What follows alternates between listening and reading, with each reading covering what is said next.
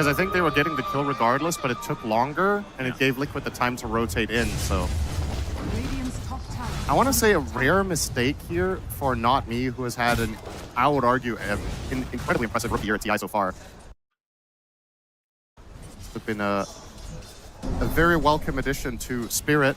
First game of the day, Synderen. Most people didn't even know who he was when he joined the team. Like, that's pretty rare to see somebody join a tier 1 team with... I mean, generally speaking, when you do get scouted, you have some tier 2 and tier 3 experience, but he did have, but... I mean, probably in the lower... That's a sign of a good scene if that is going to continue to happen. We want the new blood to come in. Yeah.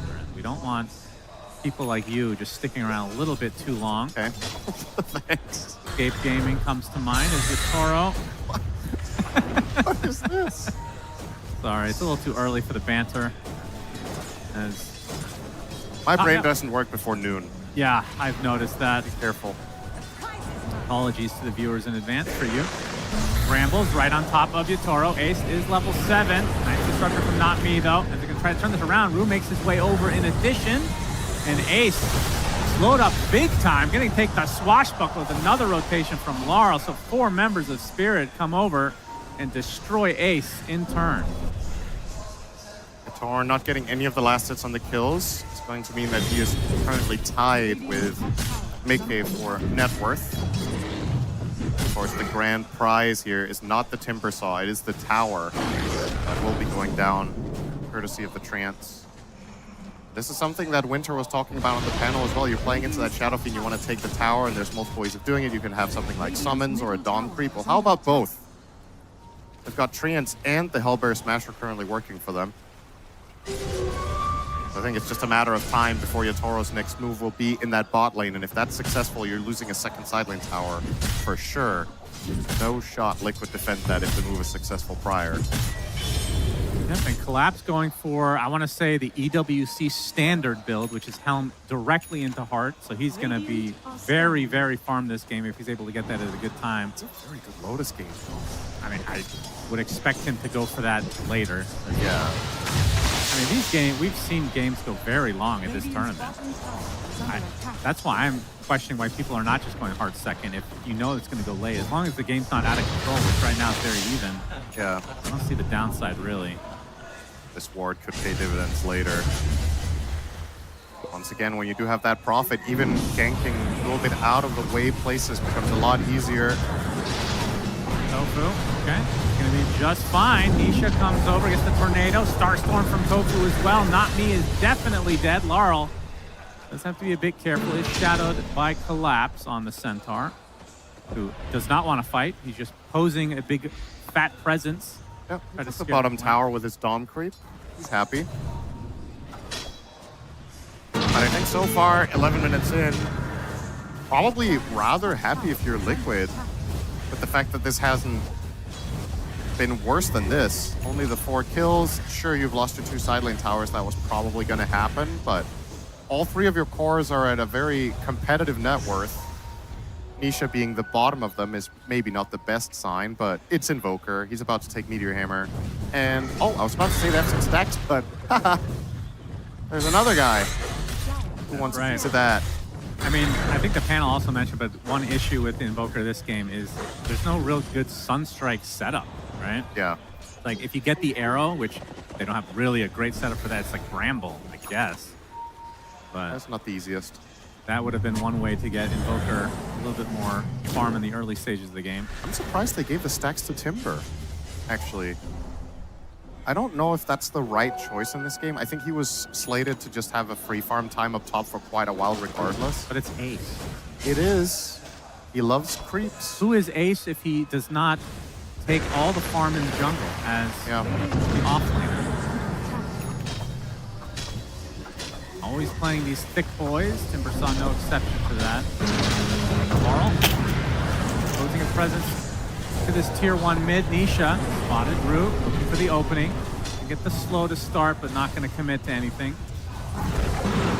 Tango's pretty low, actually. Might have to use the Rolling Thunder here pretty soon. They're going to try to get the Sunstrike, but the Destruction is going to dodge basically everything. Laurel doesn't have mana right now to use the Rolling Thunder, but Nisha extremely low. Shadow Realm available. That was for some damage really onto good Laurel. tornado timing. If he hits that swashbuckle, Nisha is dead. Caught him mid-swash. Not fully committing his spirit, kind of just Don't get the tower, though. playing the tower, and yet they will clean it up eventually. Mickey, though, makes his rotation over, gets the raise, arrow coming, not going to hit. Sunstrike going to be dodged. Laurel, just fine. Has the Diffusal Blade now, going to go for the Shard into Blink Axe. I was going to say, surely Rue is going to heal him. He's just holding out to Cold Embrace the entire time, and then he heals himself. Look out for your boy, man. Laurel is low. Maybe he took that extra piece of toast at breakfast. Yeah, personal vendetta. I'm sure they ran out. That would be something. You ever been there to a was a- breakfast where they ran out of toast? I don't think I've ever experienced that. Yeah, but remember they were at a hotel where they ran out of toilet paper, right? Oh. That was Spirit, and that was the year they won TI. Yeah, They need a little adversity to be able to get over the hump. that must be the secret. Absolutely. Yeah, come to think of it, I don't think I ever ran out of toilet paper at my TI appearances, so you must be right. The stats don't lie. 100% win rate from what we can figure out. Or same time here, Cinder. Nice segue onto Tofu playing the Marana. Yeah. Speaking of toilet paper, with 0 and 2 on Marana. I was just thinking of the food tofu. You know? It's just, oh, Oh, goodness. all right, smoke All from right, Spirit.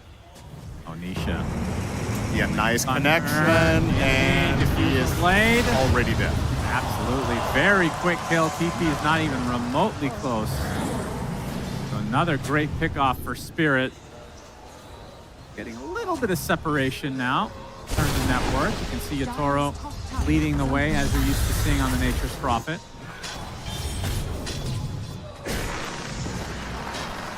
But in terms of pacing, you still think that Liquid are happy with the way things are going? Obviously, the Invoker's a bit of a anomaly. He is having a rough one on Nisha. I mean, it's definitely significantly worse than it was a few minutes ago. This time they lost the mid tower plus Nisha as well again, now up to 3 deaths. It's just like looking at the big picture of how bad I was envisioning this could go. This is in like the better half at least of potential outcomes. I think there's almost, if these two teams play this draft 10 times, I feel like Spirit win the early game 9 out of 10. And in maybe 3 or 4 of them, they're up 5K now. So, you know, it could be way worse for Liquid because of how little they've bled, relatively speaking. But it's not going to get immediately easier now. Now you've lost your front row of defense on the towers. You can see Spirit are placing really good offensive wards. They have one around the enemy secret shop. They have one around the waterways down bottom, and actually one around the double coverage there with the river. So they are going to see Liquid movements. They are going to want to pounce on them between Stampede, Prophet Teleportation, and obviously Pango being a complete beast right now. Yeah, the worst is yet to come. If Liquid can keep this at a 1K for 10 minutes, that's when the items are going to change everything. But they need to still weather the storm. Oxy. Single swashbuckle brings him to half health. Yep. Always a fun hero to play support against Pango. Half your spells don't work. Unless you're Bane. And yeah, well, there's a few supports that do like it. I think they're going to go through the gate. Oh yeah, Mickey is... SF is the target. They might have seen him go right before their ward expired. I think they definitely did. Okay, he is running in the correct direction. They don't scan it out. They miss on the scan at least, but they continue on. Good thing this hero farms camps really fast so you can get out in time. They're going to see that these creeps recently perished. Mickey to the north now.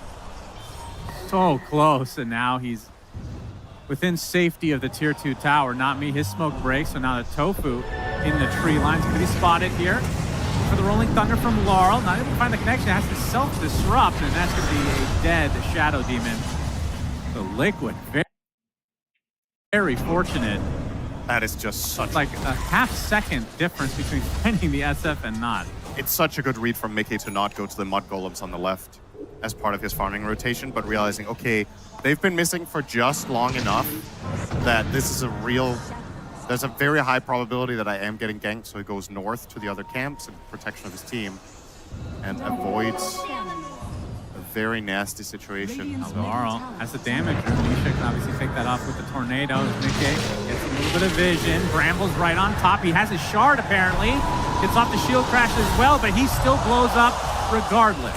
Very nicely done from Liquid, obviously knowing that the Rolling Thunder was down. Just the roll up. It's gonna give some more space to Nisha, who desperately needs it. Finding some recovery. Now Blink Dagger picked up from Rue. Pretty fast. Decent timing. Sitting at 19 minutes. This is a rather difficult Wyvern game, I would say. You have one hero you want to curse next to, which is Shadow Fiend. He's the only one who's really going to kill anyone. The enemy hero's nature of... A bit of trouble. Bedlam doing a good amount of damage. Disruption into the Sunstrike as Ace comes in to finish the job. Tofu actually getting the last hit there as Ace now taking the brunt of the damage from Spirit. Drained of his mana, killed off. A great turn of events for Spirit, losing a support for the offlane carry. And yeah, Tofu looks to be next on the list. Yatoro with a double kill on the Nature's Prophet. He'll eat Tofu all day. Oh yeah, that's good protein. That's going to be the BKB. So what was I saying? Yeah, for Wyvern, the challenge in this game is that Cold Embrace is just really bad, right? Timbersaw is one of the nightmare matchups for that. All of his damage is pure. Invoker is a nightmare matchup. All of his damage is magic. Willow, Mirana. Shadow Fiend as a carry is even mixed because he can go for the raises. So Cold Embrace will just be exceptionally difficult to use. And the curse is hard because Liquid's lineup inherently doesn't really stack on top of each other. It's 4 ranged heroes plus a Timber jumping around. So Rue, I think this could have potentially been a game where Blink is not the choice, but rather something like Glimmer Force. I find myself almost always loving the dagger, but this is one of those games that it'll be very impressive if he finds high impact plays with anything except maybe one good curse this game. So keep your eyes on that. Tormentor will go to Spirit. Rue will get the Cold Embrace upgrade, ironically, after that monologue. Right? I mean, do you think the damage aspect of this, is it just icing? Yeah. How often is it useful, would you say? Because you have to, it feels like it's, usually you're not going to get anything out of it when you're using Cold Embrace as a save, feels like. Especially with this much magic and pure damage on Liquid's side. Yeah, a lot of the time when you get Cold Embraced, you reset after, right? It's to buy time in order to get out and then maybe go back in again, but then the buff is gone. Yeah. So, yeah, I think it's situationally good. Because you're not going to be using it initial. Okay, we're going to hold that thought. Ace in a bit of trouble. Moonlight Shadow on him, but they have the vision and they have the kill. The Toro there in numbers. Yeah, that number is 1. Plus his 3 teammates. Okay. So Spirit. Yes. Yep, got it. Okay. I mean, Yatoro is such a huge personality, Cinder, and he can be there in numbers. Yes, a split personality. We've got good and bad Yatoro showing up to this gank. No, that's not true. He's different hair, Yatoro. That's his personality. He's all natural now. And we have Roche being attempted by Spirit. Oh, collapse. Big damage. Spotted. Right click from dead. Nikkei. My goodness, the alacrity just going ham. And just like that, Spirit have to abandon the Roche attempt. Ooh, this is really awkward. 40 seconds on Centaur. If they knew that Roche was being started, they could actually go for it themselves. Instead, though, on the prowl for Laurel, nice sidestep. Not going to get clipped by that tornado. So Collapse gets a Soul Ring. Is that literally just for EMP? I think that's a very big part of it, if not the entire reason, yeah. I can't remember last time I've seen it on Centaur. That's true. I mean, there's a lot of strength offlaners that you wouldn't necessarily think would buy it, but it's just, there's so much farming in Dota that it's value. But Centaur specifically doesn't need mana to farm, so it has to be an EMP solution. How much mana does EMP drain with Max Wags? Do the math. How do you even see that when you're spectating? I don't. Invoker's a little bit special. You can't just ask to see the spell. You want to check GPT it real quick? Son? No. Double checking. I don't. So Centaur's current mana pool is, what's that, 765? Yeah, I mean, that's the issue, is his mana pool in general. If he gets EMP'd, he can't use Stampede and Stomp without the Soul Ring. So that has to. Probably drains around 400. I think it's, yeah, it might even be 500 when he's maxed. Got his shard now, so gets to farm by walking. Yep, very nice. Your favorite. Congratulations, you can buy Shard on Invoker. Or Arteezy would say if you were here. Daedalus now online for Yatoro, so still keeping up that net worth, has a 3K separation between him and Mickey. I mean, for a Nature's Prophet, how much do you want to be up versus the, I guess, SF in this particular? I think this is kind of par for the course. Maybe this is slightly better than expectation. Well, if you ignore the surrounding factors, let's say both heroes just get to have a great time, which they often do because they're safe laners. Good for you. Yeah, this is probably roughly expected in this patch from what we've seen from other teams in the tournament. Obviously, we're going to be comparing them to the elite level, so let's compare the potential of Shadow Fiend as well as Nature's Prophet to how well has Satanic done. Then I think this is probably maybe a little under for SF and on par for Prophet. Kind of checks out with how the game has gone, right? He's 3-1-4 on Prophet. SF has died once. Yeah. Oh, that's a good Curse. burst. Very nice curse. They're going to kill Down onto one. the Mirana as a result. The Rolling Thunders. He's able to get saved by the Cold Embrace at the last moment, though. Still inside that Rolling Thunder. Ace with the BKB. Mickey looking for the Requiem. Gets it off. They're trying to TP out. Taking the right-click damage. He's barely going to survive. Mickey with a just 10% HP. Able to get back in time. They're going to lose 3 overall, though, so the fight still goes the way of Spirit. And now they are in a decent amount of control, Damn. which means Roche should be on the table. Somebody tip Rue. That was perfect. He finds a 3-man curse onto Mirana with Shadowfiend being one of the attackers and a clean Cold Embrace on the Pango, who was in absolute peril against Shadowfiend there. Just wastes off the entire BKB with a Cold Embrace. These were 2 spells that were not inherently obviously going to get great impact, but they find the perfect moment for both. And now their grand prize will probably be Roche, I would imagine. He's back to full HP, but you can see Liquid not remotely close to this right now, so he could be a freebie in the end. I would assume that Yatoro does claim it himself. Marl getting close to finishing his Aghanim Scepter, about 300 away. Yatoro does indeed take it.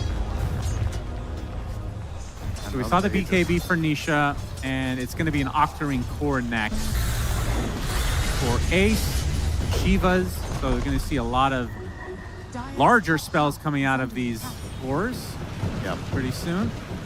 And Mickey, of course, well, I say of course, goes for, I mean, is this, would you call this a hybrid build right now? I feel like it's always a hybrid build if you have Yashakaya, right? Like if you want to commit fully in the right-click direction, this is a skippable item.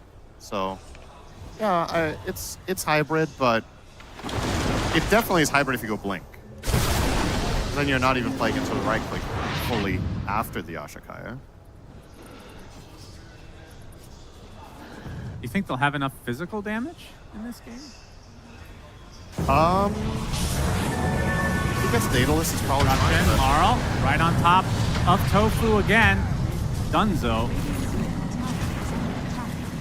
This is getting out of hand. Yeah, the map is in control of Spirit now. 8K lead.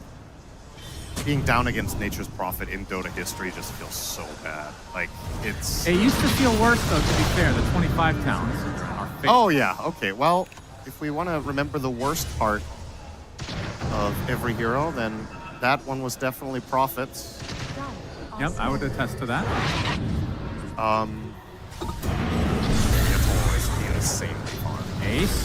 He finds Rue, but I think this might be the other way around. Has to use the BKB because Yatoro has shown up. Laurel as well. Gets off the Timber Chain to the low ground, attempting to TP, but the curse cancels it out. Because the high ground is Lacrity. Not 2 shots Rue, but he survives. Laurel does take out Ace in the end, and now Mickey on the run. Deafening Blast to hold Yatoro at bay. Remember, he does have the Aegis. First crown, about to pop. Gets the Cold Embrace, and he does get taken out. So that's life number 1, but Mickey taking a ton of damage from Laurel. Now he has backups of his teammates. The Washbuckle in the end for Laurel gives him enough space to get away. Might be a full reset as Toro going in really deep to kill off the SF. Some balls on that young man. So 2 cores dead for Liquid. Was definitely not expecting that. The classic Giga Chat, TP in 1v3 under the enemy tower to kill the Kara and just walk it off. Insane. I mean, he kept track of the abilities. There was nothing left. There's nothing countering your BKB in this game. If you just BKB TP in on Prophet, you know Shadow Fiend doesn't have resources to fight you back. What's going to stop you? There's no BKB piercing stun. There's no inherent save for the guy you're going on. So, yeah, why not just dive them? Nisha trying to split these waves. Trade some time as his backdoor protection will not kick in at times. The tier 2 goes the way of Spirit. No longer with the Aegis, though. I can see the Hydra's breath on Yatoro as well now. I can't believe Nature's Prophet gets to be the 8th pick of the draft between these two teams. That's actually just mind-blowing. You've been talking about this hero the entire tournament. It's so good, and it's against Mickey, who's also incredibly skilled at this hero. They rated Shadow Fiend higher. I don't mind that. If you think it's better, I think they're like on par. But then the fact that they didn't ban this going into the second phase, you've seen Yatoro, you've seen Satanic, you know Mickey himself, how good this hero is. I don't know. I don't think you let this hero through in the second phase to any of the specialist teams. It's just too good for me. Yatoro showcasing it here. Yeah. 525 CS at 30 minutes. How does that compare to Satanic, would you say? Close, I think. 1,000 GPM? And maybe Yatoro watched some replays. Must be weird being the guy everybody learns from for like 3 years, and now maybe there's somebody you can learn from for once. I think Satanic at around this stage of the game had about 900 something GPM. So I thought you were going to say CS, and I was like, sure, buddy. Maybe if there was a that's for the next patch. Playing against Enigma and who else? Broodmother. Broodmother. I have intel. The next patch, the map will be even bigger. Oh. We'll have 4 lanes, and yeah, Prophet teleport starts without a cooldown at the beginning of the game. Oh, that's nice. So then maybe 900 CS will be obtainable. Okay. Meteor trying to wipe out this bottom wave. I mean, you're just playing for time here on Liquid, hoping that you can get to some point of critical mass. If we do go late enough, I think they scale incredibly well. Nice job from Boxy. Forces out the Rolling Thunder. Didn't have any vision there, but the smoke popped, so they just assumed that being a waste for Spirit. But still, with that 13K lead, pretty comfortable at the moment. And of course, as usual, Sinner, we need to talk about high ground defense. They have an Invoker. That is maybe... It's good. Is there a better hero in the game than Invoker for high ground defense? If I had to pick one, it's him. Does he still have that Axe with tornadoes? The Twisters, yeah. But usually people go, well, it depends, I guess, on the game. People don't really buy Ags. That's true. Ags is, if you have a really good Cataclysm setup, which they do not, then maybe. But yeah. It seems this current shard on him has overtaken the Ags, which people used to get for the tornadoes. He's going to be spotting against off the tornadoes. Speaking of, has to pop the BKB. Yatoro's there. The right clicks are just fearsome. And Nisha falls to the ground. Buys the Octarine in time, but still another death to his name, 60 seconds. Yeah, it's worth pointing out, Yatoro's actual net worth to damage ratio here is insane because he has bypassed Pike. This is an item you almost always see Prophets buy because they need mobility, but he's just so overwhelmingly powerful in this game that he's been able to go for the Hydra's Breath. And wow, they already have every shard? Really? Yeah. At 32 minutes? So Shadow Demon bought it. So Shadow Demon did buy it, which I'm super happy to see because I just think it's incredibly good this game. The first one they found went to Wyvern, right? Yeah, that's the only one I would suggest not buying, so it checks out. Wow. You could have not bought the Prophet one, I guess, but... Hey, he's got enough of all these. This is never an issue for Prophet. I mean, you talked about how it might be more valuable to just get the gold anyway, if you only have 1 shard left. Yeah, if your Prophet is... Because he's farming so well anyway. Yeah, you're effectively giving gold to your teammates by buying your shard, right? Yeah.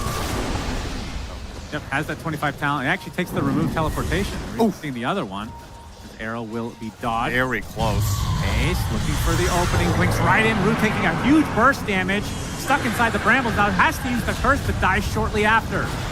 Right clicks now onto Collapse. Mickey Meanwhile, Nature's Prophet right-clicking Ace. Able to get the BKB off and trying to retreat with the Timber Chain as Nisha at half HP as well. Collapse no longer has the Stampede as the Ice Wall will block them off.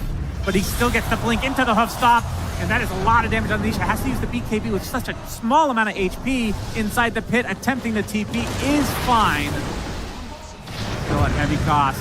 They're going to lose Boxy as well. So both supports, a bunch of BKBs down for Liquid. Yeah, worth keeping in mind, that fight started with a free kill on the Wyvern. So effectively a 5v4 afterwards, and Liquid still cannot come out on top of a single fight this game.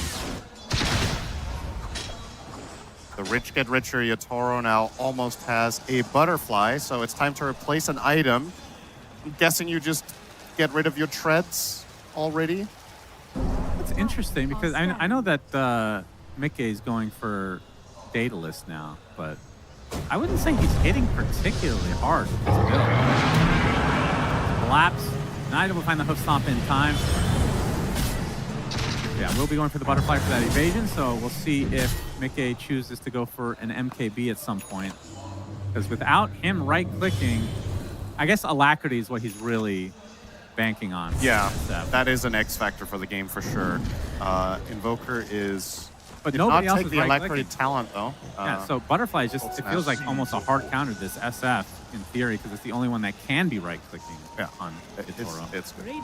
I think this has been, through Yatoro's career, one of the things that impressed me the most about him has been his itemization. I think he, in plenty of games, he's not been afraid of doing something outside of the norm. Not that this in particular is anymore, but just has always had a very good understanding of what he needs to achieve with every item purchase.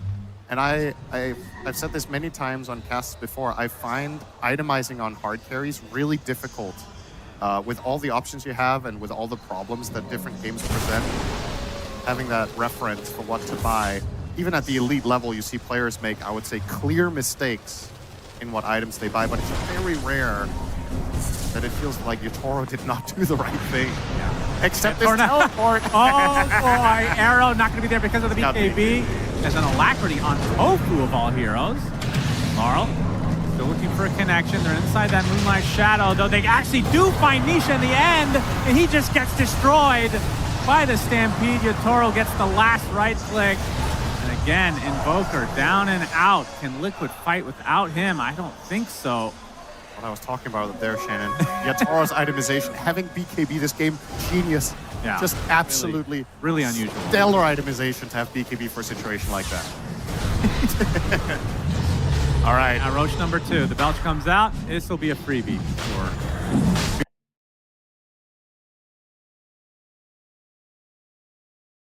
Spirit. And another great item for Yatoro here, the Aegis of the Immortal. Good pickup. Yep. Good choice for Yatoro. Backpack is BKB, that's a good choice. Well done. Really glazing him today. So he's going for Axe next. I mean, you're at the point now where you're just full luxury territory. We get rooted. Boxy trying to scare the big bad Yatoro, but obviously with that Aegis not gonna bite at all. Well, hello. TP's right into the Timber Saw. Will have to force his BKB TP himself. And then he teleports somewhere else. That's right. To get mana at base, and then he's going to teleport bottom and start hitting the tower. He'll be back. Double Siege Wagon for Spirit. Plenty of time on his Aegis. Claps with the Hoof Stomp onto Tofu. The Rolling Thunder from Laurent creating a good amount of space. First only on the one, though. Zisha will get off the BKB. You can see a little bit of focus on the belly. Mickey in the midst of all this. Goes for the Requiem play. Not doing... He does a decent amount of damage, but he ends up dying for it. Not me gets the kill. It's going to be a trade for Collapse, though, as Spirit trying to do a soft reset. They're going to lose their support now. Barrick's still up and running. Yatoro gets clipped by the arrow and the tornado. Is this life number 1? Nice Force Staff, and the load is coming out from Rue. Will help Yatoro survive, as you can see Tofu now trying to keep these pesky Spirit players out of their base. So far, success. Dying. Tofu is dropping quite low. 4 health, all right. Will survive. Boxy very deep in the midst of this. His Roots attempting to get away. Looks like Yatoro will be just fine, but Laurel not so much. Bramble after Bramble out of mana now, gets off the blink at the last moment. He's actually going to get out, it looks like it. As Yatoro came back, apparently, just to BKB TP in their face, which creates enough space for the Pango to get away.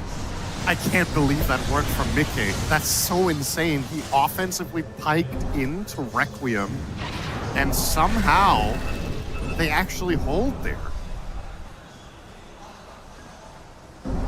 I was about to say, this is not 50-50. All right, well, step number one. This is, unfortunately for Liquid, this happened so fast after the Aegis pickup that Spirit definitely have a second attempt in them for this bottom lane. Yep. And they Still had the 2.5 banner the whole minutes time, left. too. I'm a little surprised they didn't use it there. But we'll have it for this second attempt. Yatoro probably shouldn't be the one holding said banner. Probably not. A little bit of inventory management issues. You should offload this, outsource the banner to a teammate. Oh, they have a shield rune as well. As he consumes the Aghanim Scepter and is going for Moonshard next. Does not have buyback, but not worried about that with that Aegis, obviously. Boxy will be run into. And Rolling Thunder looking for a connection. Ace gets off the Timber Chain with the BKB. Yatoro joining the party as well. They get the bash, though. The right clicks will come. Nice tornado. Keeping Yatoro at bay, but Nisha gives away his position in the tree line, attempting to go away, but no. He gets cursed in the TP, and Laurel's going to be there to finish the job. No buy. No buyback, 80 seconds, and this is 5 versus 4. That's not even including the Aegis. I'm afraid no buy means bye-bye for this one. I do believe. Really, really difficult now. Holding without your primary high ground defender for a full minute when all three lanes are pushing in with a Nature's Prophet and a banner. Good luck. You just go to every lane, push them out, and now the pressure is on Liquid. Tier 3 tower, Dunzo, Roche banner still up and running. This is going to be at least a set, if not more. Laurel getting it a little bit deep with Swashbuckler to the low ground. Arrow not going to find his mark. Still 40 seconds for Invoker. You would think this is going to be 2 sets because they did a lot of damage in that bot side. See if Spirits stick around. Still a minute on the Aegis. And Prophet TPs to the top side, so wants to go for the building that is full HP, it seems. Get gone on by Ace. A good amount of damage. Gets that Satanic, though, and getting a very respectable amount of HP. The Whirling Thunder not nearly enough, and Ace will take a tumble, and he does not have buyback. So now that Nisha's coming up, the rest of his teammates aren't even alive, and this might just end up being Mega Creeps now as a result. Surprised they didn't wait. Either way, Spirit in firm control of this game now. That is the second set in their favor. Mickey looking for a cheeky spot to get this Requiem off. It's still on cooldown for 5 seconds. As Yatoro looking for the full megas in favor of Spirit, and he'll get it. 32K lead for Spirit in this game number 1. Looking extremely sharp. Yatoro's GPM? What the enjoyers out there? 1100. Wow. That's, Pretty good, yeah. is that a top 3 of the event? Games, but this is definitely up there. Tornado Sun strikes a lot of damage to Lar. Will get the roll up and gets cleansed as well and goes inside of the cart, which is going to be brought back into Nisha's face. Apparently gets off the Yule though. Now Laurel put in a precarious spot and will die. Will drop the gem as well. They'll kill off Boxy though in turn as Rue getting saved at the last moment by the disruption. Yatoro, he just fountain farming at this point. Still 20 seconds for Ace to come back. There's a double buyback on the Liquid. Arrow dodges Arrow. Arrow though. Do they have the Requiem? They do. The right click damage coming through as Mickey's gonna get the kill with the Alacrity, but they able to get the kill now onto the center in all likelihood. That's a death Requiem though for the Shadow Fiend. Does have the buyback if needed, but this is enough dead for Spirit that Liquid should be able to hold on here. As Collapse attempting to TP out, very ambitious. Will be falling to the burst damage of Ace, so Liquid technically hold on. You must have kept really good track of Invoker spell cycling to think you can TP there. Oh, it's funny. Well, Liquid, they do hold. They find the first kill of the game onto Yatoro's Prophet, 8, 1, and 15. It's an arrow that does him in, and I think Shadow Demon could not disrupt because of the immediate follow-up Requiem. Gonna see the replay here. So Laurel they're just a bit out of position, right? Another great curse from Rue here is just gonna kill the Mirana, and they want to follow up. That's the problem, right? Yeah, so now he doesn't have it, and Yatoro wanted to follow up on Collapse's Stomp. They were hoping to kill Shadow Fiend, didn't happen, and this arrow and this Requiem really nicely choreographed by Liquid. Man, the fact that Nikkei dies there is actually so close to surviving too. Well, they're going to do as much damage to buildings as they can while these heroes are dead, but unfortunately for Liquid, it's still against Mega Creep, so this is a slow push. They're going to get 25 on Timber for this, so that's a bit of an upgrade. Mickey always looks like SF is 25. Remember, this is Elimination Series. Yeah, Tofu close to that Aghanim Scepter now, 100 away. Will help the push.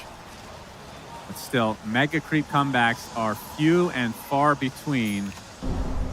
Normally we see it when it's Megas versus Megas. That's the Mega Creep comeback. I thought you were going to say normally we see it when it's Megas versus Liquid, because that's the one time it happened this tournament. Yeah, that's true. I believe they were the first team to lose against Megas in the last 3 years of TI. 3 years, really? Yeah, I if didn't I'm know not, that. if I'm not mistaken. Wow. That's obviously a great stat to have for Liquid. That feels really good.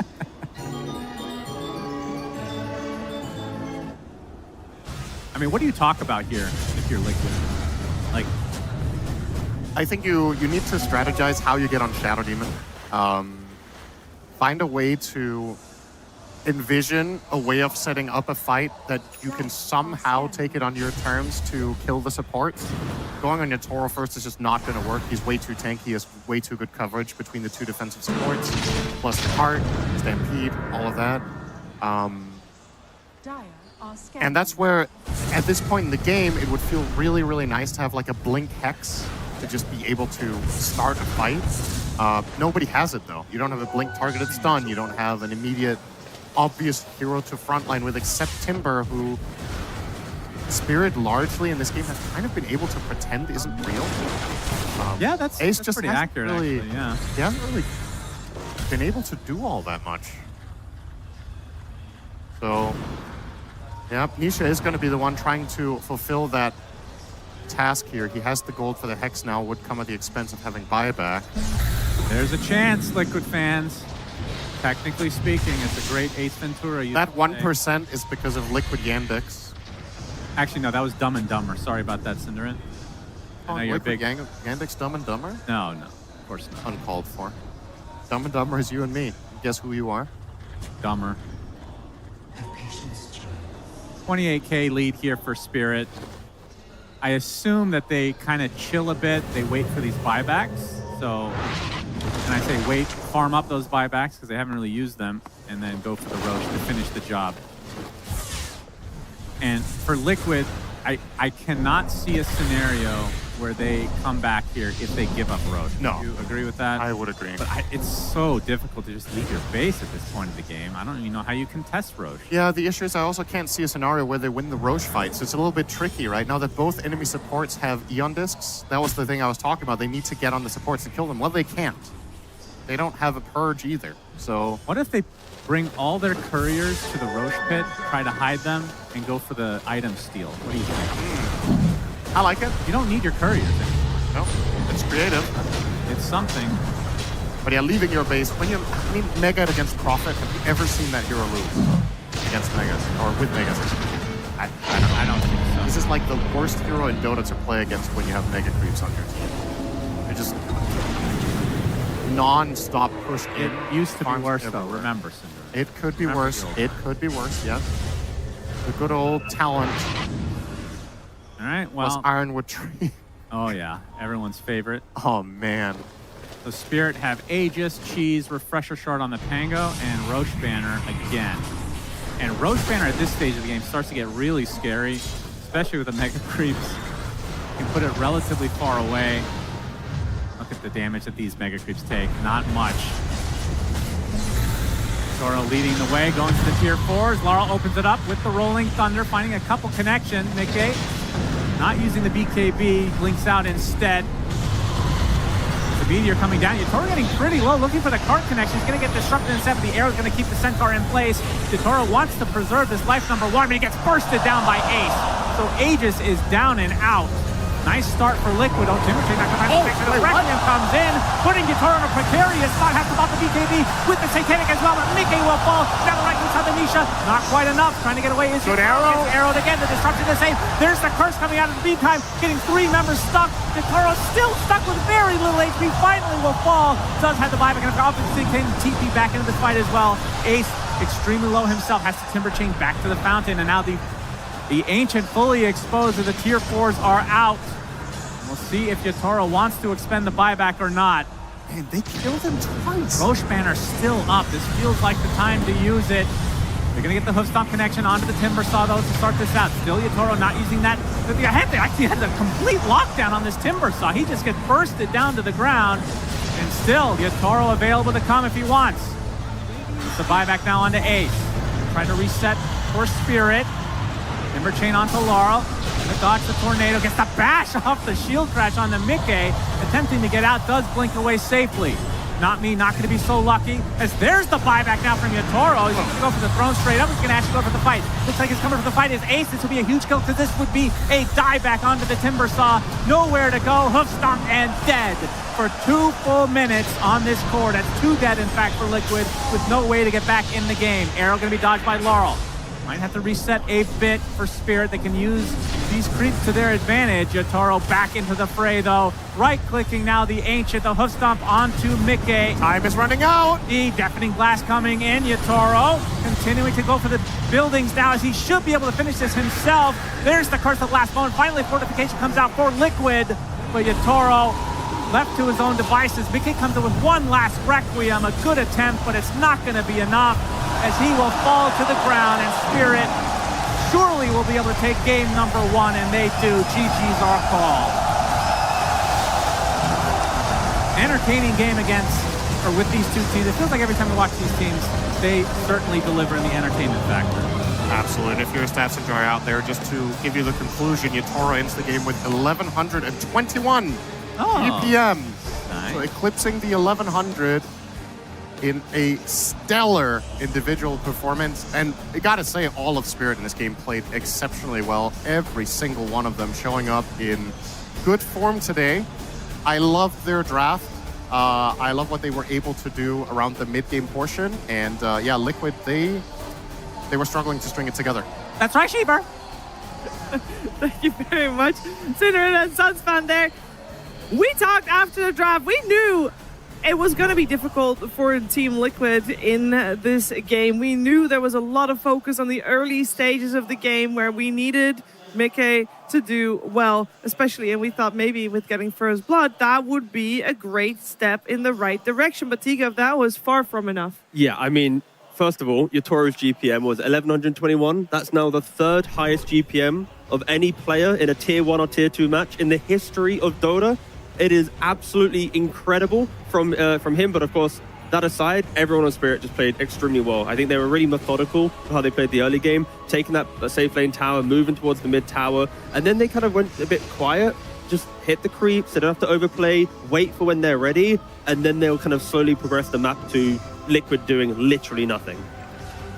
Yeah, I really liked how Spirit played the early game with bringing the Nature's Prophet to kill Mickey in lane. Whilst I don't think, we expected they might have done it multiple times, they did it once and then took the tower, but the important thing after that was they placed a ward in the farming line at the bottom of the map, so they knew it when Mickey was just farming up and down there. I don't think they went to gank him, but it was more like we know when he's there, thus he cannot join fights on like the mid lane, for example. So Spirit played really nicely with their vision and pressure early game.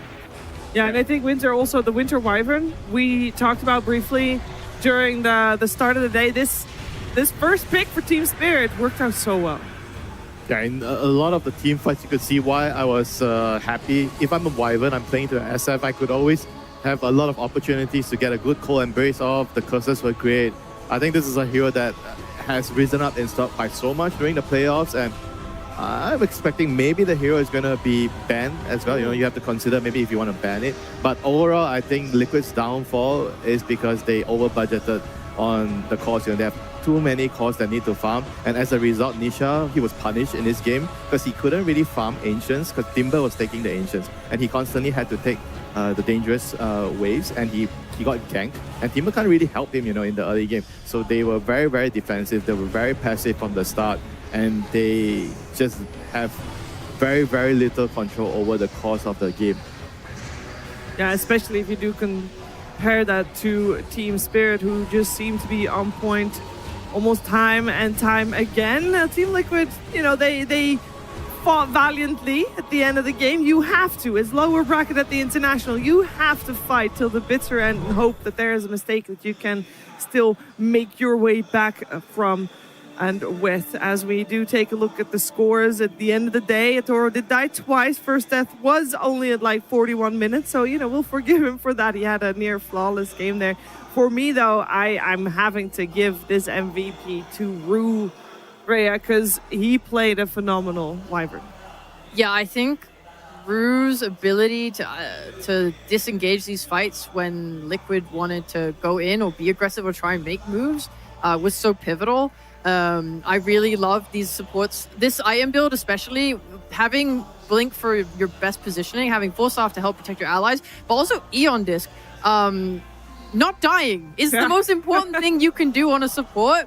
And genuinely, when games this TI have gotten to a spot where both supports can have Aeon Disc, I feel like it becomes impossible for the other team to play, because this is the highest priority target. Wyvern, every single fight, was getting off the right ults and the right heals to make it so that Mickey could do 0 damage. Yeah, and also you can see from the inventory, right, him having only the brown boots, not the mana boots. Mana boots are quite expensive, right? So being able to understand when you need to buy them on a POS 5, in certain games you need to help your cores as they're farming, run through the jungle, give them mana. But with Winter Wyvern, having that Blink Dagger as quick as possible, being able to play around it is going to really open up a lot of these engagements. So again, you don't have to default buy items, you can just change it up based on game to game, and that is a good example of, again, many Wyvern players just skip it, but I feel a little attacked. That was a call. That was not a call of what the pros did. I was just reminding you guys that you don't always have to default buy items. Sorry, Shiva.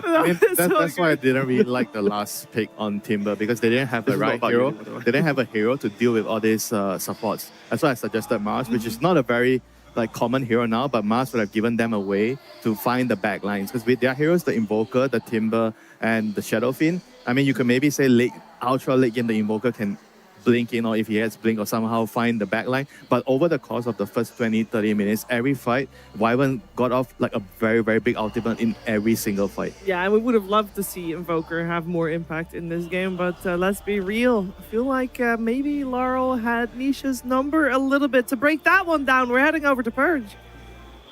Thank you, Cheever. Yes, the Pango Laurel, he played amazing this game, and I wanted to show some small details here. Sometimes in a Dota game, the smallest little margins make the difference. It could be 10 mana, it could be a couple extra kills, but what Laurel does as Pango is he's using his skills to do a long-range attack, and if he can get 2 creeps, kill the Forge Spirit or harass the Invoker, that's a really good plan for him. So he's trying to consistently use his mana in ways that benefit him. Now here's probably the most crucial part of the game. 4 minutes here, this rune is about to spawn, which means that he's going to refill his bottle, and if he does so, he gets a bunch of mana. And unfortunately, the Cold Snap was a fraction of a second too late. As a result, Laurel's able to get his rune, he's able to refill his bottle, he ends up getting back to the mid lane before Nisha, and now he gets access to both water runes, which is a huge amount of mana. And with this mana, he now gets to use his skills multiple times to harass his opponent. He did miss that swashbuckle there, but he gets his shield crash here, and he's going to end up pressuring the creeps and going under the tower. This clip's going to be a bit of a long one here. So now he uses his water rune, he's bottling up now, he gets to use swashbuckle to harass Nisha,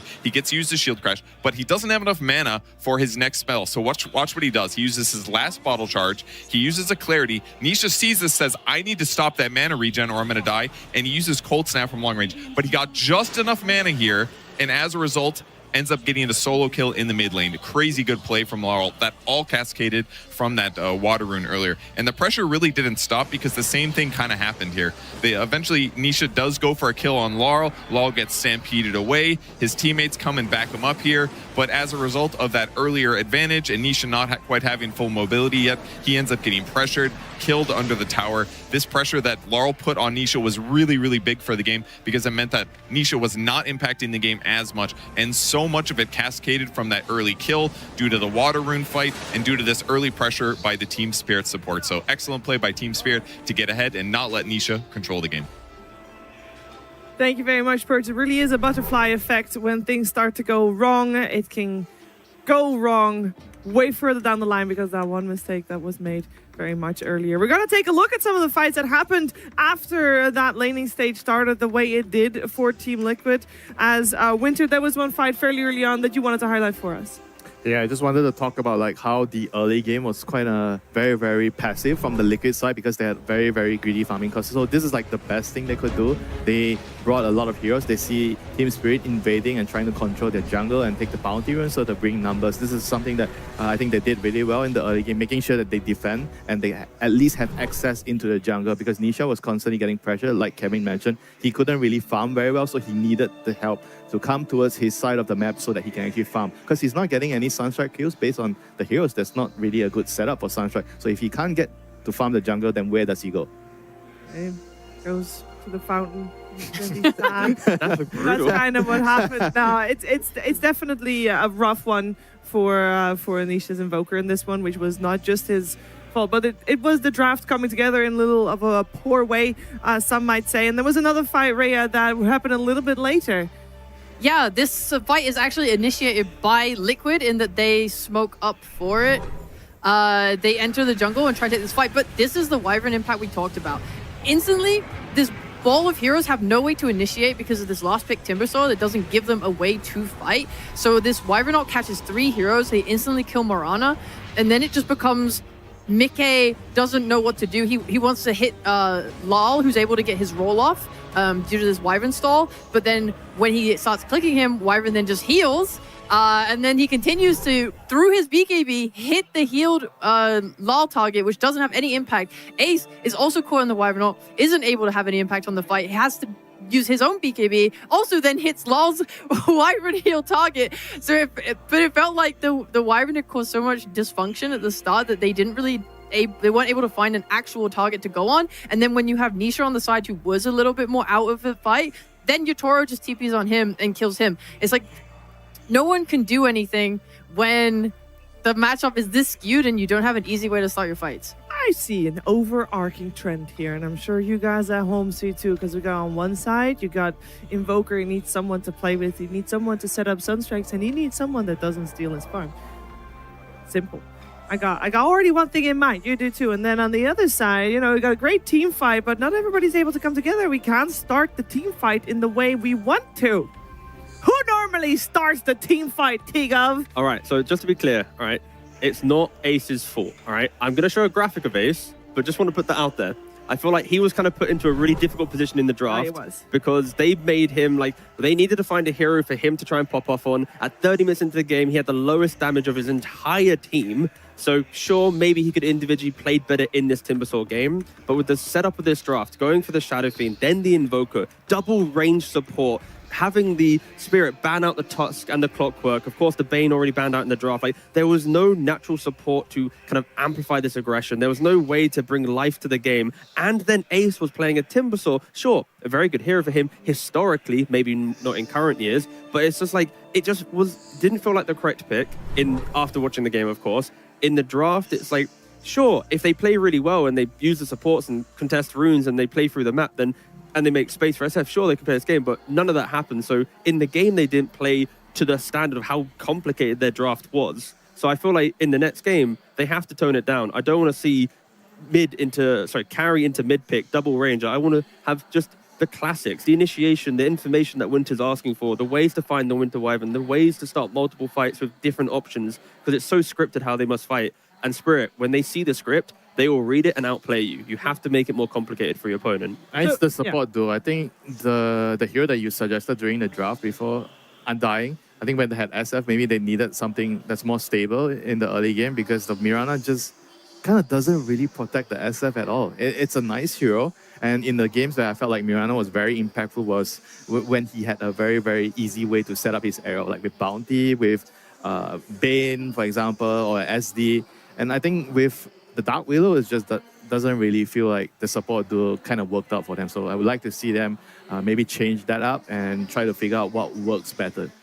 Also, even not Rebats, the Aegis looks so exciting.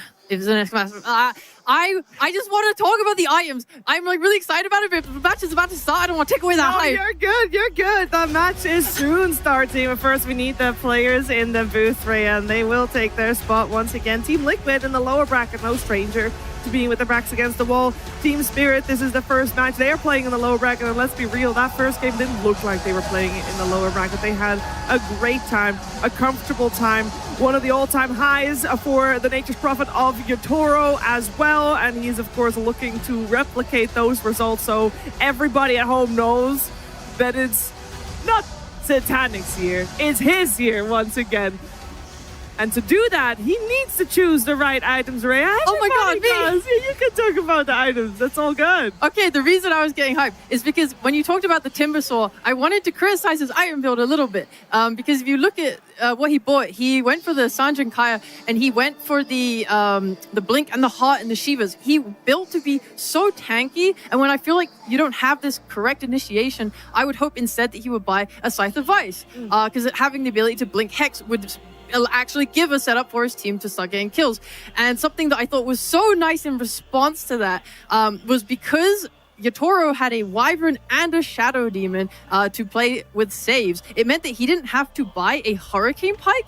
Typically, we see these Dragon Lances turn into Pikes because another 4-staff on the team, always good. Instead, he gets to buy the Hydra's Breath. And the reason this is so nice is because when you attack with it, it does 2.5% of your opponent's max HP as damage. So when you're playing into a Timber, it's like you don't have to worry about his armor because you're doing damage with this Hydra's Breath, and you don't have to worry about all these tanky HP items because you have Hydra's Breath. And I just thought that was a really nice result of the draft and the itemization of this game. I mean, would you have liked it if he gone for Gleipnir so he can at least have a way to set up for his team, like for the Sunstrikes? No, I think he built perfectly, and I think he's the best player in the world, Winter.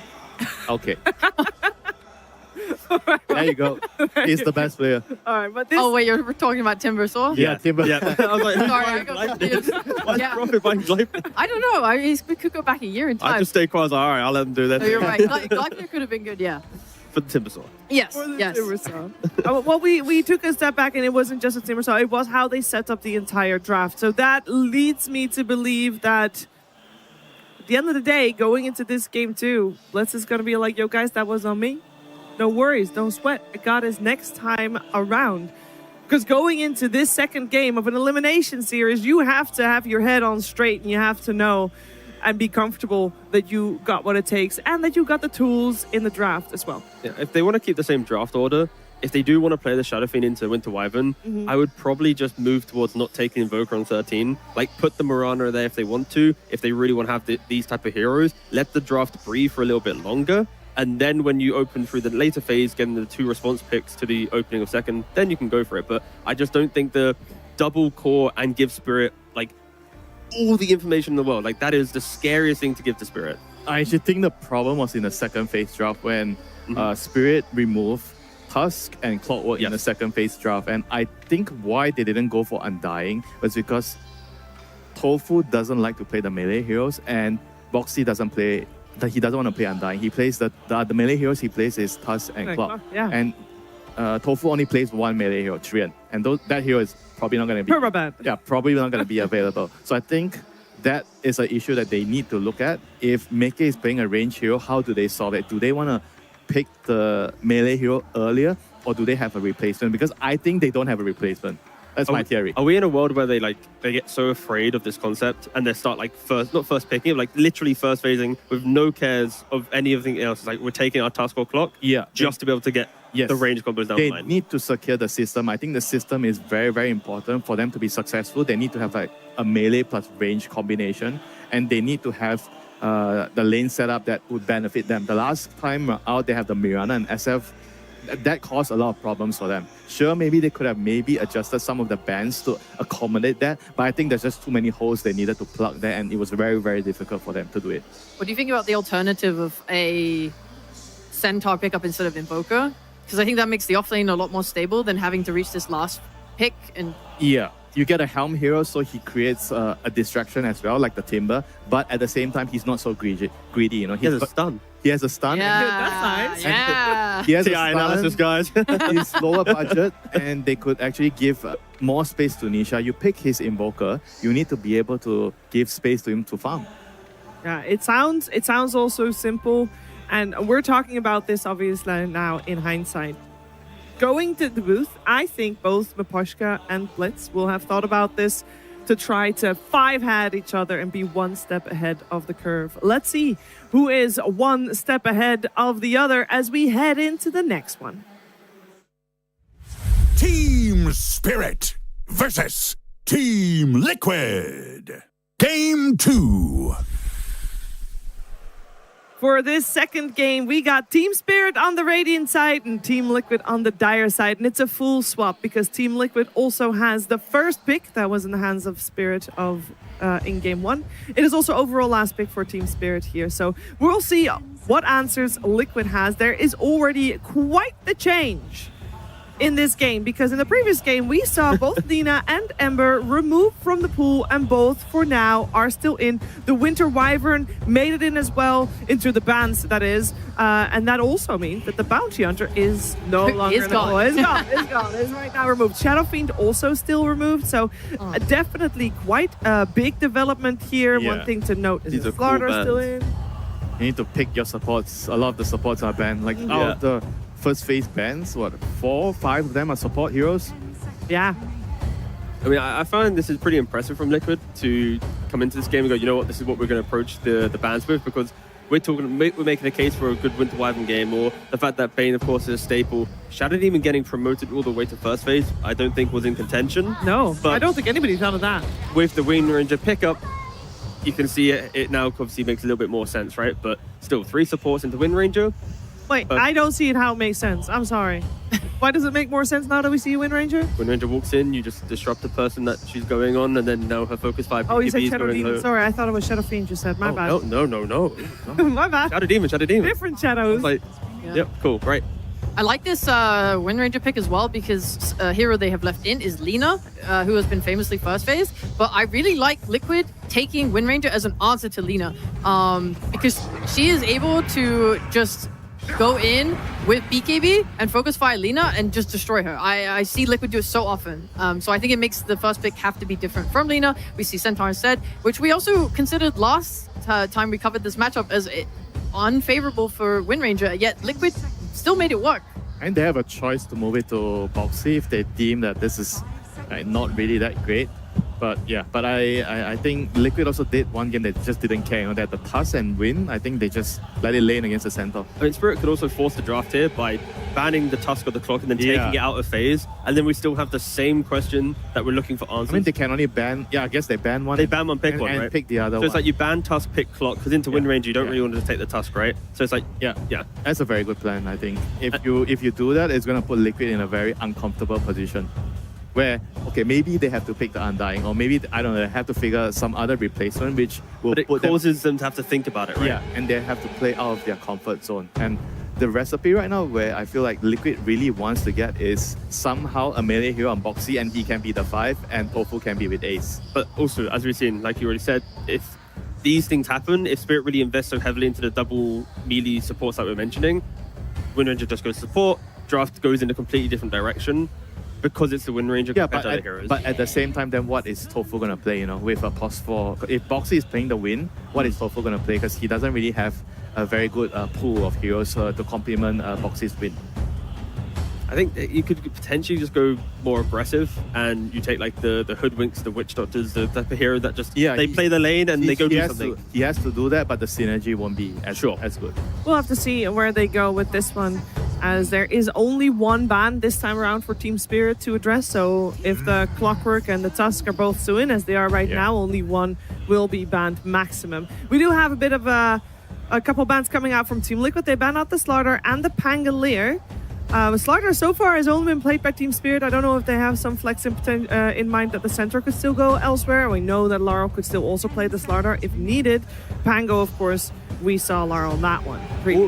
All of Liquid bans are heroes that Spirit will happily blind pick to progress the draft to then get you with a later, stronger pick. I mean, it's also to protect Invoker. I think they just really like Nisha's Invoker, and they're always trying to set up for it. And yeah, I mean, you gotta be thinking about it right now. So Spirit, you have 2 options with this ban base. Either you do the support ban, or you have to ban one of Nisha's heroes. Yeah, so because of course the Wind Ranger flex, they don't bother with the support bands. They go for Ember and Talina. So Liquid probably gonna pick up one of the melee heroes right now, like the Clock or the Tusk. But it also depends who's gonna play the Wind. If Mickey wants to play the Wind, then I think they'll pick one of the melee heroes. But if Boxy is playing the Wind, then they're gonna do something else. Always exciting, guys. Second phase, end of draft. Nisha can pick Puck. Yay! I've said it so many times this season and every other season of competitive Dota. Yeah, it's looking fine as well as an option for Nisha down the line. Yeah, you can have his pick maybe by that time around. There's more information on the board from what Team Spirit wants to do with that Lina, as there is still the flex potential, putting the Lina either in the mid lane or on the safe lane. Mickey has experience playing Wind Ranger into both of these cores. Looks like we're gonna play with a Tiny instead. Has we seen Tiny on any role other than I think carry mid. this I think tournament? somebody did it mid. I don't remember who was it. At least for Liquid, it has only ever been carry. So Liquid is just making a statement that they want to play a very pick-off style game, a skirmishing game. Like they're going to step up into the lanes, try and just get that extra little bit of net worth, and then translate that into like one cheap item on each hero, and off we go. It does also mean that I think we've locked in Wind Ranger to be in the hands of Boxy, with the Mirana taken up by Tofu. We have seen Nisha play Wind Ranger once and it didn't go well, and I think if we heard him talk yesterday about how he wants to have comfort when going in the lower bracket and how he won against Falcons yesterday, then I think you don't give him Wind Ranger. But The it's still option's there. That's the best part. Spirit is just building a really scary lineup to try and gank, because at any point you have to deal with the Stampede, the Centaur Axe, then you have Cogs and Hookshot. Like there's so many little ways, 2 more heroes to be picked as well. So Liquid, their play style is Moonlight Shadow from the Mirana, go with a Blink or some Silver Edge on Tiny to find a hero. If you don't 100-0 them, the counterplay from Spirit is still exceptional. But this is where it feels like you have last pick of the phase on Liquid, and you can respond to a ganking lineup with something like Underlord, with something like Dawnbreaker. They need heroes it, yeah. that react. Exactly. Like that's the hero I want to see on Ace, because it will overwhelm the fight for Liquid to give them a good window of the game. Well, with that in mind, let's just pick up the Rubik now so that the Underlord won't be picked and they don't have to worry about that one. Yeah, okay, yeah, sure. I mean, you could do that. You definitely could do that, but I think it's not as solid as something like a Willow. If you go Willow, the whole Willow, okay, Hoodwink is fine too. It's a lot more solid. Have a lot of damage. The lane's very strong. I mean, with Rubik and Centaur, the lane is just a little bit weaker compared to Hoodwink plus Centaur. Like Hoodwink is just the best support for just securing your laning phase, and Team Spirit here, they have a very, very stable setup. And Hoodwink with the Boomerang plus the Lina, that's insane as well. And Liquid, they need some team fight right now. You guys mentioned Underlord plus or Dawnbreaker. I think those heroes definitely give them team fight, or something like a Tide, like would yeah. help them. I was about to say maybe the Tide, where it's like maybe it's not as like explosive in like global potential as the other two, but it's more I will just walk to every fight and I'll just soak everything that Spirit has. The Spirit, even though their lineup looks very scary, there is a little bit of time that needs to come online. And guys, of course, like I said, when it's second phase and Puck's available, you take it at the end of the phase. Otherwise known as 18 Puck. Spirit needs an answer against this Puck. The support is the Clock, the Hoodwink, they're not great heroes. Somebody has to buy Orchid. Lina doesn't want to buy Orchid. Centaur does not want to buy Orchid. Yeah, so they have to figure out if they can actually slot in a hero to deal with the Puck.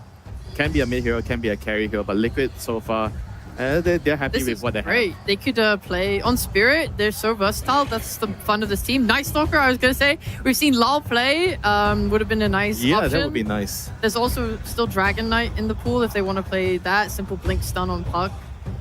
Yeah, they're the big two, I'd say. And Sladar's already been banned out on the earlier phase by Liquid. So yeah, it's like Slardar, Night Stalker.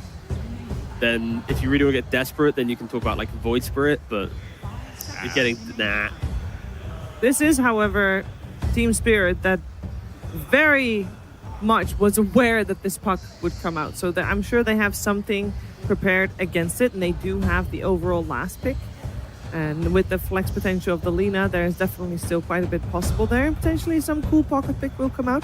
On the side of Team Liquid, we're in a similar situation as last game, as we need a hero for Ace.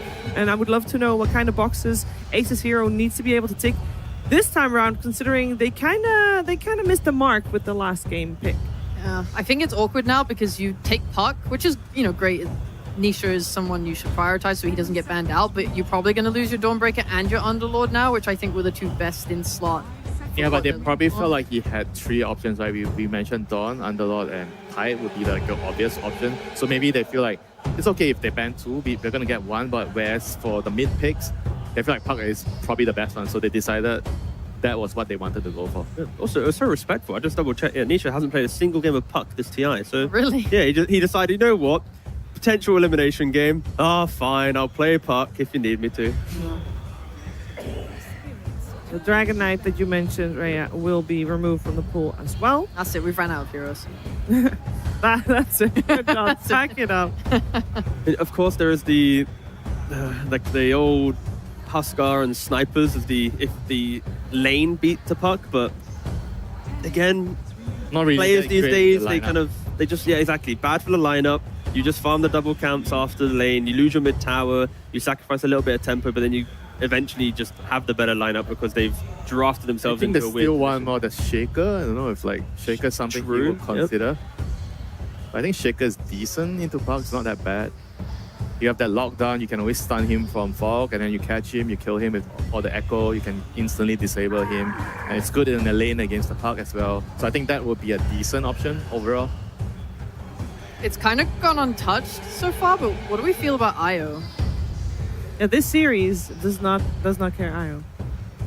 I know it's obviously not great into Coil because you're going to partner with someone, but also if you're able to have core items on Io and then sustain through Coil, especially with your Lina, who's going to get jumped on by a tiny Wind Ranger Puck, I think it could be an option. Yeah, it is an option because against like heroes like Puck and Storm, Glimmer Cape is just OP against them. So picking up a hero that has sustainability is a pretty cool one, and they go for the Lycan. Ace is Lycan. Nice. Yeah. Nice.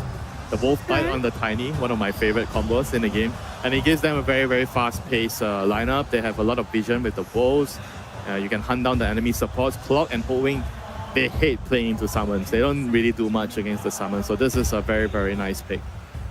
It sounds like they rounded this one out maybe a little bit better than the previous one. Of course, there's still an answer coming from Team Spirit that now A Shaker it needs just to got solve better. way more. Can Yeah, you not the- just put like Lina to mid and you take like your Toro Terrorblade and then just like you play the macro game, just keep skipping the waves, like you just survive and then Or like Sven, do you think? Yeah, Sven's okay too. There's also a Naga pick, which is kind of like a Lycan counter, but I like the Sven a little bit more. The carry pool feels way nicer here than the remaining mid pool. I'm Yes. looking at the mid pool and it's like, sure, okay, Nice yeah, they do go for quality, the yeah. Terrorblade, so yeah, they want to keep the game alive. They want to try and eliminate Team Liquid from the International with a Yatoro Classic. Uh-huh. But they have a Puck problem. Yeah. Yeah, of course. Like, who's gonna kill the Puck? Maybe the Terrorblade can itemize an Orchid. You think he does Mantle? Yeah, Mantle I'm Orchid. somewhere down the road, but that's gonna take time. Like in the first 20 minutes, Hoodwing's Bushwhack is the only thing that can reliably maybe set up a kill or two on Puck. Will Team Liquid have a more solid early game than previous game? Yes. I mean, it's hard not to. 1,000,000%. Like, game one doesn't even exist anymore. Like, this is infinitely better from Liquid's draft. Infinitely better. How much focus is Nisha gonna get if we're saying that, like, you know, Laurel is gonna have to do well against this Nisha Puck? Is gonna get help from the side lanes to cement his victory there? Lina always does well. You're gonna really want your Clockwork to hit 6 because the most reliable way of killing him is probably hook shot into Lina stun, into then like a cog back. I think you have enough damage at that point to kill him, but then you need to make sure that Clockwork is helping with like stacking and then getting the XP from that, making sure you secure your wisdom rune because these levels are going to be absolutely 100% the most critical thing for Spirit to survive. I just like the fact that we have your Toro Terrorblade, we have Liquid on heroes that feel like they can come alive in the game, and it isn't going to be a kind of stompy, slow one like last time. That's nice. Yeah. I like that. I have a back and forth here for game number 2. Of course, this is elimination on the line, and it's Liquid with their backs against the rope in this one as Team Spirit is one game up. Let's see how Coach Blitz feels about how they did in the draft. Thank you so much, Shiver. Blitz, what a dog you are. Tiny Lycan LGD combo here. TI-10 flashbacks. Is this on purpose or is this actually just good for the draft? We wanted to pay an homage of sorts. I think it's exciting. I'm assuming that the Chinese fans aren't watching the stream, so I don't want to give them like PTSD or anything. But yeah, you know, it's just like a throwback. Speaking of a throwback, by the way, I don't know if you know this, but 9 years ago on this very stage, the manager, coach of Mineski was in your exact position in this exact booth. And you know what he did to make his team come back? He did 10 push-ups on the stage. Now, I'm not saying you have to, but could you beat him for good luck for Team Liquid? Did they win the series? They did win the series. You have to do more than 10. Will you do it? Ladies and gentlemen, here we go. Pull him out. Come on, Blitz. 1 for Nisha, 2 for Team Liquid, 3 for everyone else, 4, 5, 6, 7, 8, come on, 9, you got it, 10, 11, 10, it's a tie. It's 11. Okay, it's 11. It's 11, all right, let's go. We got first blood, we got to get in the game. Team Liquid will come back, the curse is broken, let's get into it. Very nicely done from Blitz. I have to say, we've seen the first blood already for Liquid, so, I mean, that was after. Or, sorry, the first blood was before the push-up center, so I don't know what's going to happen now. Yeah, I imagine now. Well, they didn't win on the bounty runes, so maybe he shouldn't have. All the things that have happened since have been in favor of Spirit, which is bounty runes and nothing else. But the good news is Mike is the one to get first blood on the position 1 Tiny, so off to a very good start for him.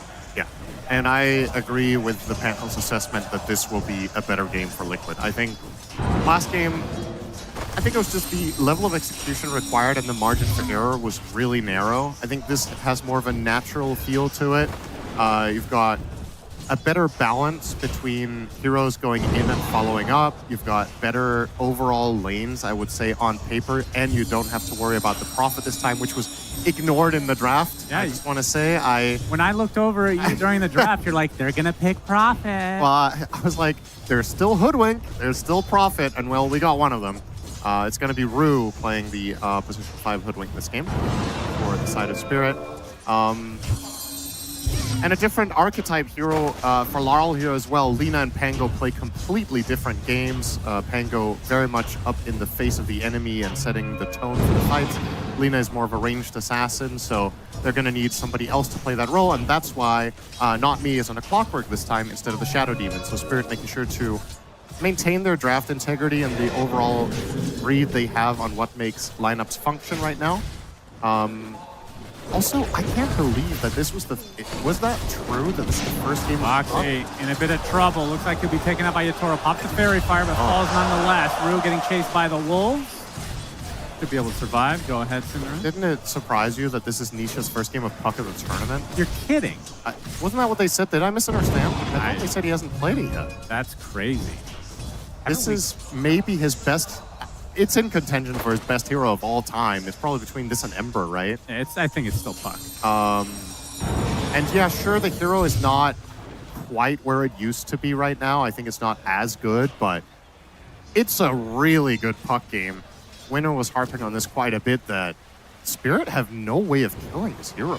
Yeah. So if Nisha gets off to a good start and this game goes into the favor of Liquid in the mid game, I think the Puck plus Lycan is just going to run down the supports super easily in the fights, and eventually Lycan will transition into making Tiny an absolute monster with the Ags. So I'm pretty hopeful for Liquid here. For the side of Spirit, though, like T-Gov was pointing out, perhaps the idea with the Terrorblade pick is twofold. Obviously, you're good against Lycan, but also maybe you just play the map differently. You just constantly split pushing waves with yourself, with Rockets, with Lina just killing them from the tree line, with Hoodwink, and perhaps this whole Puck play together with Lycan doesn't really come to be all that often. That might work out. Yeah, the crowd was actually really excited to see Terrorblade pick. I think they love Yatoro Terrorblade. They just love Yatoro. It's a classic. He'll pick whatever.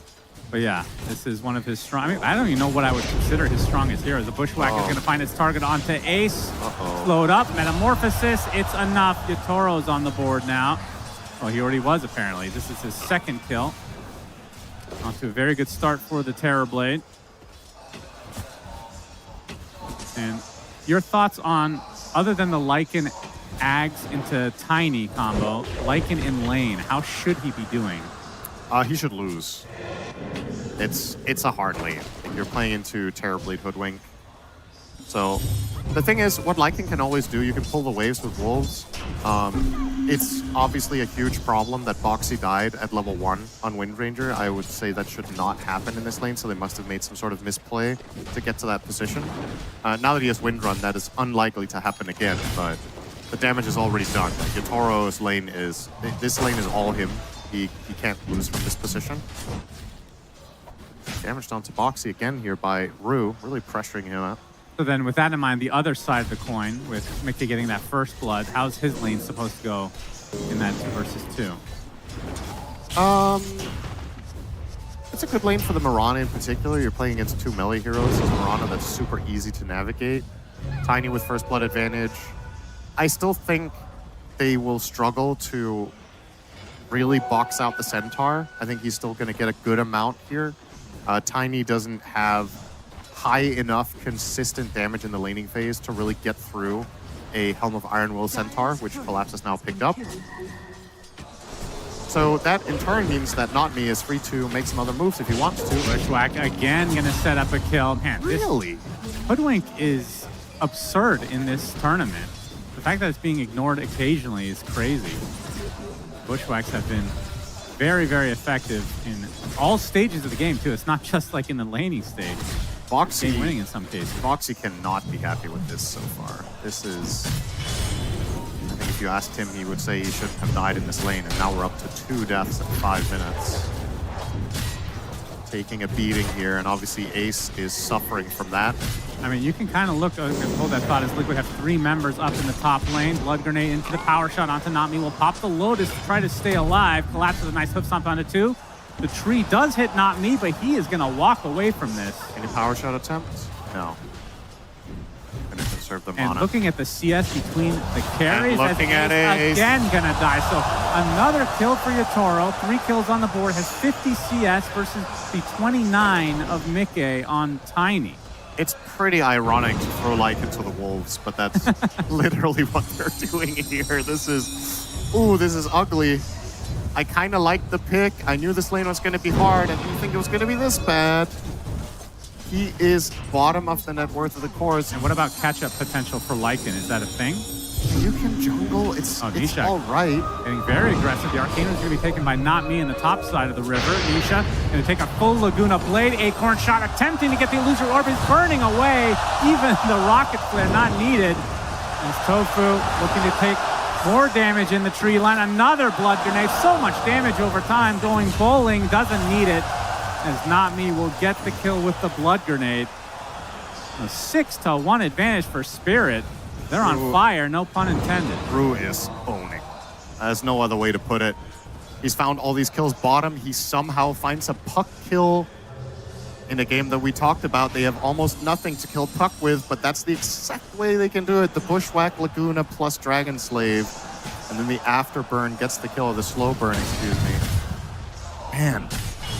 Mickey getting pressured now in that safe lane just by the Centaur.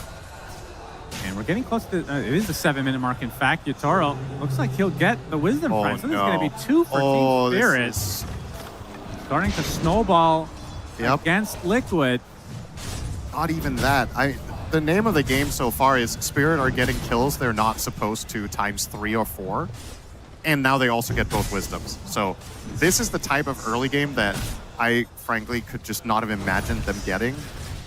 That sets the terms for a very strong mid-game timing. Look at the net worth discrepancy already. This is a Terrorblade who's up 1,500 against the enemy carry at 7 minutes. Boxy again getting Bushwhack. This time has the win run, so will survive the onslaught. But yeah, exactly. The fact that Terrorblade, I mean, kind of gets off to slow start sometimes, but this is a completely free lane. He's getting kill after kill. Yatoro just having the... I mean, if you have him on your fantasy, like I do, by the way, Synderen, just shouting him out there. Good for you, yep. Could be a very good 2-game series for him if he can continue on this trajectory. Especially with the fact, what did T say, that this is the 3rd highest net worth of all time? GPM. Or GPM, rather. 3rd highest GPM of all time in Pro Dota, I believe. Oh, yeah. Not even just TI. I Okay. think it was in all history. Pretty crazy game. Wonder how many of the top 10 are Alchemists. Yeah, a lot of them, I'm sure. Let's get to the tower here. Tier 1 for Yatoro. As Boxy, out of mana, has to pop the Lotus and will survive. So that's all he will do. Toro, 5.3k net worth already. You can see Ace just suffering the consequences here. And the thing that's especially crazy about this is that when you're doing this well on Terribly, it gives you the luxury to itemize differently, and you can see he's going for the Orchid that the panel was talking about as a potential solution to Puck here.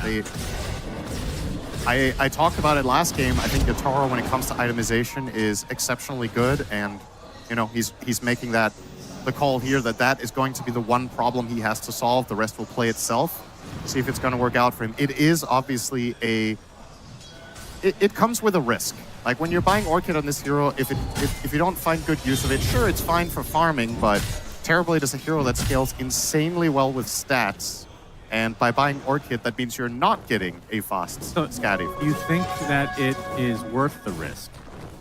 Because we've seen games, like even with Nisha playing God tier on Puck, where I know he's already died this game, but we've seen him lose games with 0 deaths. Sometimes you can just kind of ignore the Puck at some point in the game. Yeah, that's fair. I mean, there's definitely an argument to be made that if Terrorblade's this farmed, you just go Scotty, you get Butterfly, and you end the game. Like, that is definitely something that he could have considered too. Teams don't seem to really bulldoze the base at 30 minutes all that much, though. But I would agree that was a potential angle here when you're doing it this well. Might have been able to pull it off this time, but we'll see. He also hasn't bought any of the components yet. It's currently on the idea stage. Yeah, well, he's also in the mid lane. Nice pushback. pushback. Wow, somehow hits. How is that in range? Who needs Chasm Stone if you can play like you have it? I was gonna say. I was gonna check if he had Chasm Stone there for a moment, but Yatoro joining the party, and this will be another tower for Spirit. That must have been max range. Yeah, it had to be. That was super. Or it's bugged. On the edge. That's why the hero's been so good at TI. All right, travel another for Laurel. tower. He can go everywhere he wants. So with that in mind, if he does complete Coil. the coil now, the power shot, so this will be a support kill for Liquid. Anything on the board at this stage is something that you just have to take advantage of while you can, because this is going to get worse if you don't pull things back here. But from Puck's perspective, what itemization would you prefer him to go if the Orchid comes out? Like Yules, you have to go BKB in this game. BKB on Puck feels real bad. It feels like Yules is quite reliable, no? There's no immediate follow-up out of the Yules that's going to ruin him. You can Sets up LSA. Well, you should be able to phase, right, every time. Yeah. So I think Yules is fine. The times that it's dangerous is if the enemy has something that, like, Disruptor Static Storm. Laurel. Okay. Taking a little bit of damage from Boxy. Bushwhack misses this time from Rue. Does force the numbers out. We'll take the Laguna Blade. Eventually they will find Really nice spell casting. Just beautiful. Double bowling hit, a nice light strike array off the first knockback. Spirit are in form. This really is are. really, really solid from them. And that's usually the case when they go to the lower brackets, right? Yeah. They Maybe go the to another secret level. to beating Spirit is not letting them lose That's right. upper brackets, so they can't learn anything. And then you Yeah. beat them in the grand final. Yep, that sounds like a great strategy. Ace just trying his best to get back into this game, but it's going to be a struggle for a while. Has the helm now, of course. And how fast do you go Ags? I mean, I feel like after the helm, he is going to upgrade the helm, it seems. Yeah. He might buy Ag's second item, though. I was going to say, like, is this the game to go second item Ags? His BKB will be that impactful, for example. I mean, AC is definitely good to have for Tiny in the team, but I don't know. The thing about this that's tricky for me is that I don't genuinely know how good the Ags feels when you get it for Tiny at, let's say, 30 minutes versus when you're 5, 6 long, right? Like, because it depends. You're sending 4,200 gold into another hero. So with AC, you're boosting both of you, and with Ags, you're boosting only him. So he needs to be confident that by turning Tiny into a wolf, he can take the fight to Terrorblade. I don't know if he can. We're going to find the initiation onto Boxy again. Seems to be in the thick of all of these kills for Spirit lately. Not often to see Boxy going 5 and 13 minutes, having a really rough day in this game. Spirit will group up to take another tier 1, so they'll have the set for themselves. Yep. Toro didn't even have to come for this, as he is just completely free farming. Has the Manta, gonna go for the Shard, get that Demon Zeal, and then if he stays true, will be the Orchid. I love looking at Yatoro's quick time. You see what it says bottom right? 17. He's queued up so many items already. Like, Oh yeah, he's ready. it's a mind map. He's got the order.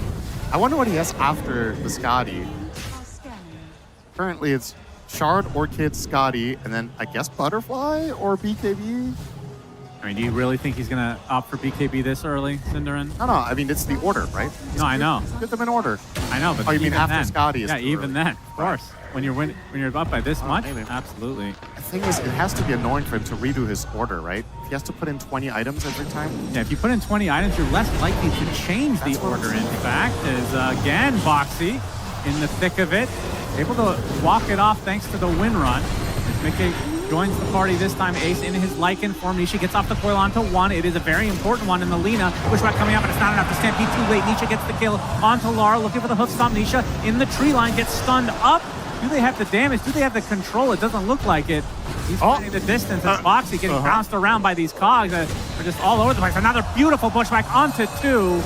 Finally, Boxy will take a tumble, and now Tofu taking the right-click damage. The Avalanche coming out from Mickey with the toss to follow, but the hoof stomp is there, and now Mickey all alone, and Yatoro and company should be able to finish him off as these cogs just continue to rain upon Liquid.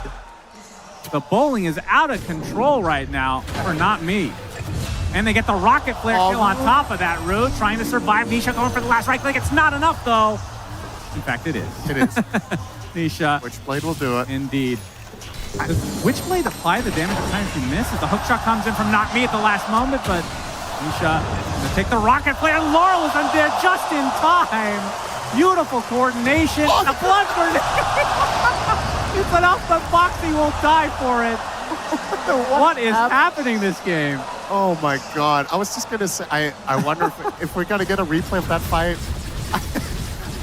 Mickey just said, Boxy, that you're not surviving a single fight in this game. You just tossed the Wind Ranger into the fight. Like, what is happening? Just literally completely sacrificed his teammate for seemingly no benefit. I don't think there was any shackle shot follow-up. There's just nothing. He comes back alive, finds a blood grenade kill, and, well, Death taxes at Boxy dying in every possible engagement. So he will take another tumble, 1-7 now. Crazy fight, and worth keeping in mind that Liquid did manage to kill Laurel to start that. Yeah. So with him off the board, you would have thought Liquid could maybe get a better total exchange in that, but Liquid might have what it took to finish off the Terrorblade afterwards. Now Collapse getting backstabbed by a pack of wolves. Indeed, they get the Avalanche to start things out. Arrows coming, clean kill on the Collapse. Yatoro TP's in very deep. The tier 1 is actually dead. They're going to try to chase him out. There's other reinforcements on the way. I believe Laurel is coming. Yatoro at half HP. Nisha trying to get the connection. Gets the coil onto 2. Looks like they're going to try to snap it. The silence comes out. Yatoro snaps it after the fact. He gets Avalanche and killed off. Big mistakes from Spirit. They will trickle back to base. That was a very, very rare mistake for Yatoro. Liquid really needed this to happen. Yes, indeed. That is going to stabilize things in a big way. They kill 2 cores and a tower and lose absolutely nobody. And as you pointed out, it was Yatoro's choice. He could have canceled that TP. The Centaur was already dead. And he broke the coil like just as it was about to expire. Very, very close call. If he waited just half a second more, he might have been able to walk it off. Yeah, possibly. Liquid given a gift to come back in this game because it was spiraling. Toro obviously still with a pretty big net worth advantage. This sets him back a little bit. Shadow Blade there from Mickey. Gonna get Ace his shard now. So upgrades the wolves. It summons 3 wolves and they get the hightail ability.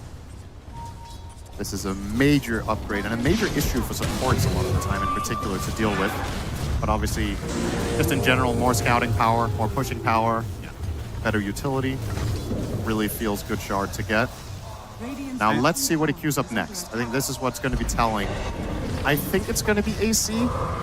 but Max is definitely a possibility. Oh, clock is Yeah, deployed. past the hook shot. Yep. Even the bushwhack being used. The bot tower is gone as well.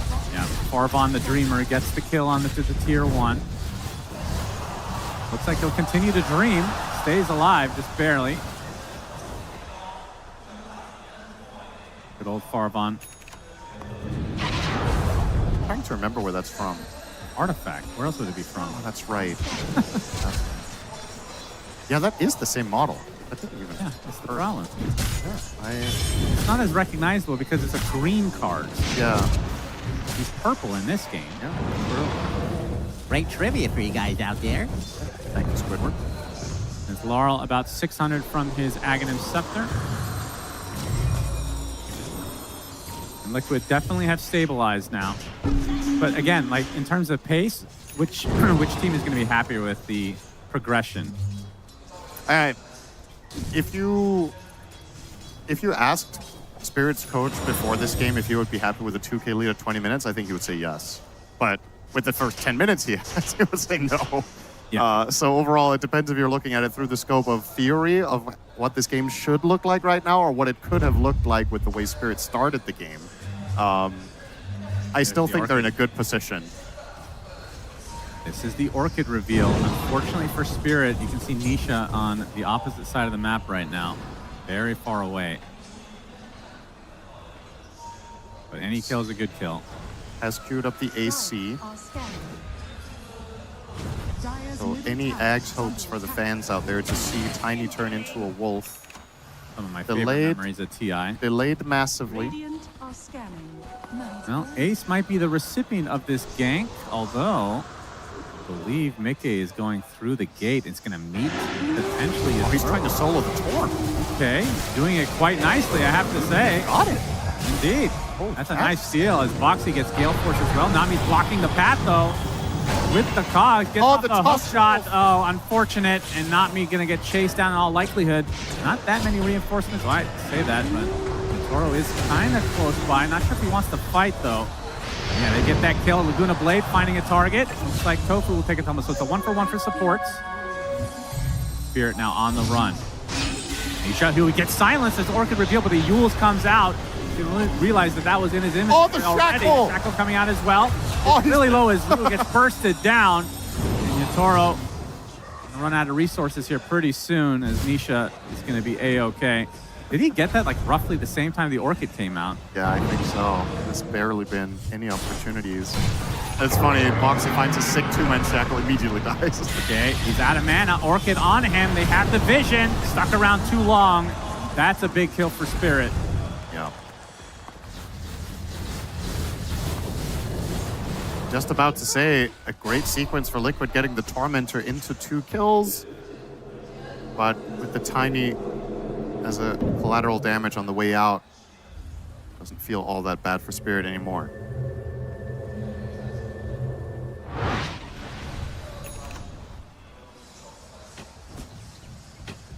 Pretty even game now in terms of net worth. I wonder what Dota Plus thinks of this game. Maybe it knows something that we do not. Is that really? It, 80-20. I think it doesn't like Lycan very What? in these That types of is extreme. That Too soon, cannot be too right. soon, Chip. That You cannot. can't say that. That's too soon. I don't understand. Dota Plus has not been wrong though, Cinderin. No. Not on our watch, at least. Nisha. With the help of the Wolves now. Clockwork is getting a power shot. That's the hook shot to a teammate, still getting pursued by the Wolves. And they're going to try to continue on. They get the coil off, but there's the silence onto the puck.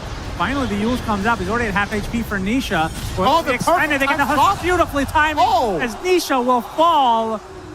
Not expecting that at all as Spirit get a huge kill again. And a Triceratops, an even bigger kill. A dinosaur hits the deck. Oh, that one's an artifact card too. That's right. Horn of the Alpha? That's right. That's Well, technically, they come out with Horn of the Alpha. It's not the actual card. True. The Thunderhide pack is the... God, I'm a freaking nerd. That is really impressive. know it just as well as the Dota names, apparently. I can also sing the Artifact song for you if you'd like. Okay. Wow. Doggy Doggy something? I don't remember it like that, but Something Doggy I was Doggy. about to say they've remastered it. I guess I don't know if you'd call that a remaster. That's the new age version. Laurel. This is the beauty of having these wolves, though, is all the vision. It's almost like having a pseudo bounty hunter in your game. Yeah. Except he's not giving you track kills at this point. Toro apparently very confident with this 3K lead. I mean, Dota Plus is very confident in Spirit right now. I mean, if this goes late game, how would you match up the two teams? I think it's pretty close. I think Terrorblade is a pretty strong contender for this game, even super late. But Puck is a late game beast. Puck is a dead hero. Yeah, I think it's anyone's game if this goes truly late. There's just so many variables, so many heroes that scale in a fashion that you wouldn't think was possible a few years ago. Centaur becomes a complete monster in late game. Lina scales in different fashion than she used to. Hoodwink is a late game powerhouse too. So Spirit have plenty of options. And then on the other side, you've got the Wolfbite Tiny, Puck, late game beast. Get this for free? Liquid. Time to go for a rush, but the collapse is in the game. Collapse. Feed right on top. Nisha actually snatches the Aegis, so Spirit technically gets the kill onto Roche. The focus now onto this big bad Terrorblade. Gets broken. Gets the Sunrise for the last moment onto Mickey. Has to go to the high ground now because the right clicks are not enough to kill off Yatoro. Laurel giving some space as Ace. Have to be careful what you try to bite off here. Illusory Orb right on top of the Terrorblade. Yatoro now in a lot of trouble. Getting bursted, getting right click, getting to the high ground now. Has Reflection at his disposal. Nisha, can he continue the pressure here as Ace is going to take the Reflection? Yatoro still staying alive, and finally Nisha finishes the job. Big kill for Liquid, but they've lost 3 heroes. Not me, with the cogs down to slow up onto Boxy. Didn't even bother with him. He's died a million times this game. Nisha takes the full LSA, though. Do they have the damage? Push up, yes! The Aegis is down already. The Liquid would likely break things up, I would assume, as Nisha might be able to get a kill on the way out. Essence Ring will keep the Clockwork alive a little bit longer. Nisha taking out Laguna Blade. It gets off the phase shift. LSA is going to miss, but Nisha gets touched up on the other side. It collapsed out, find the kill again onto Nisha. Said they could not kill this Puck. He has 4 deaths in this game. Spirit are clutching up so hard. I cannot believe how long Yatoro lived. Yeah. I mean, the whole thing is starting with Collapse going for the Aegis steal. Imagine if he steals the Aegis too. Yeah. Like, at the very least for Liquid, he only got the Roche kill. That's very uncommon for him, by the way. Yeah, he just tends to get those through. He's found, killed off. A little something the other way, a completely inconsequential kill compared to everything else we just saw, though.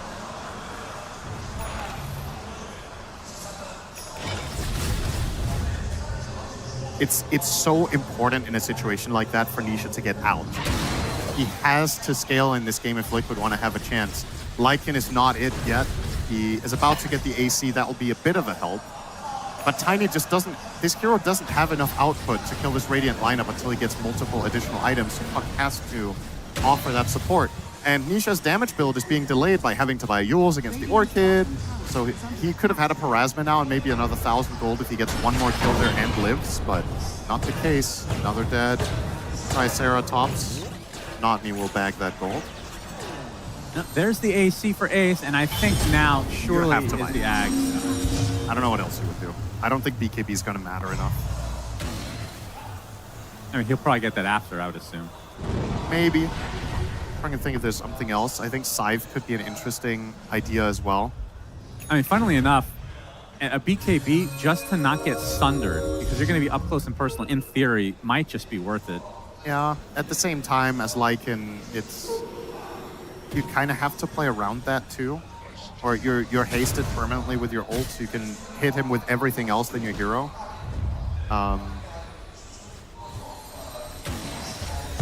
There's smoke on both sides. Roche is not even remotely close to spawning because it was taken away, the Aegis rather, for Nisha pretty much right off the bat. No objectives to claim at all. Smoke pops through in the tree line. Spot Nisha. Nisha gonna open things up for now. Onto the Clockwork, not me in a horrific spot. Has the hook shot away to a teammate. Oh, good coil. Coil onto 2. LSA not going to hit any target, though. And already the Clockwork has fallen.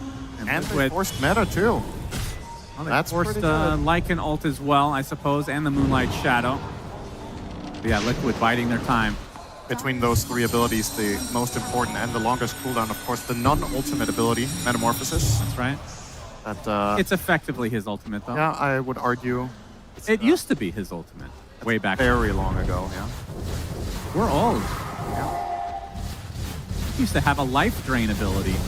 It was like a crappier version of Pugna Drain, and it did not require channeling. That was weird. Yeah, and, well, he's had both. He had the version that Pugna has where you have to stand still. Oh, really? That was the original life Yeah. drain. You stood still and just drained 20 Interesting. health per second per level. Yeah, game has changed. Then he was able to move with it, which was insanely broken. Yeah. The first version. And then eventually... Isha, LSA to... Oh, he dodged something there. The LSA dodged completely somehow. He uses the Yules, but he's surrounded and killed off. So regardless of the beautiful dodge from Nisha, still dies. And I did not think he would die. I thought even if they lost, I think he would have died 2 times before this game Yeah, started. 5 deaths. 5 deaths? Is too many. Crazy. It's just too many. Didn't account for that counterplay, though. They have coming out of the Yules, they've Stampede. So they can stand on top of him and he will instantly take damage when dropping. So he can't Yules into Blink, he has to phase into Blink. But phase obviously was unavailable because... He dodged LSA with it. Yep.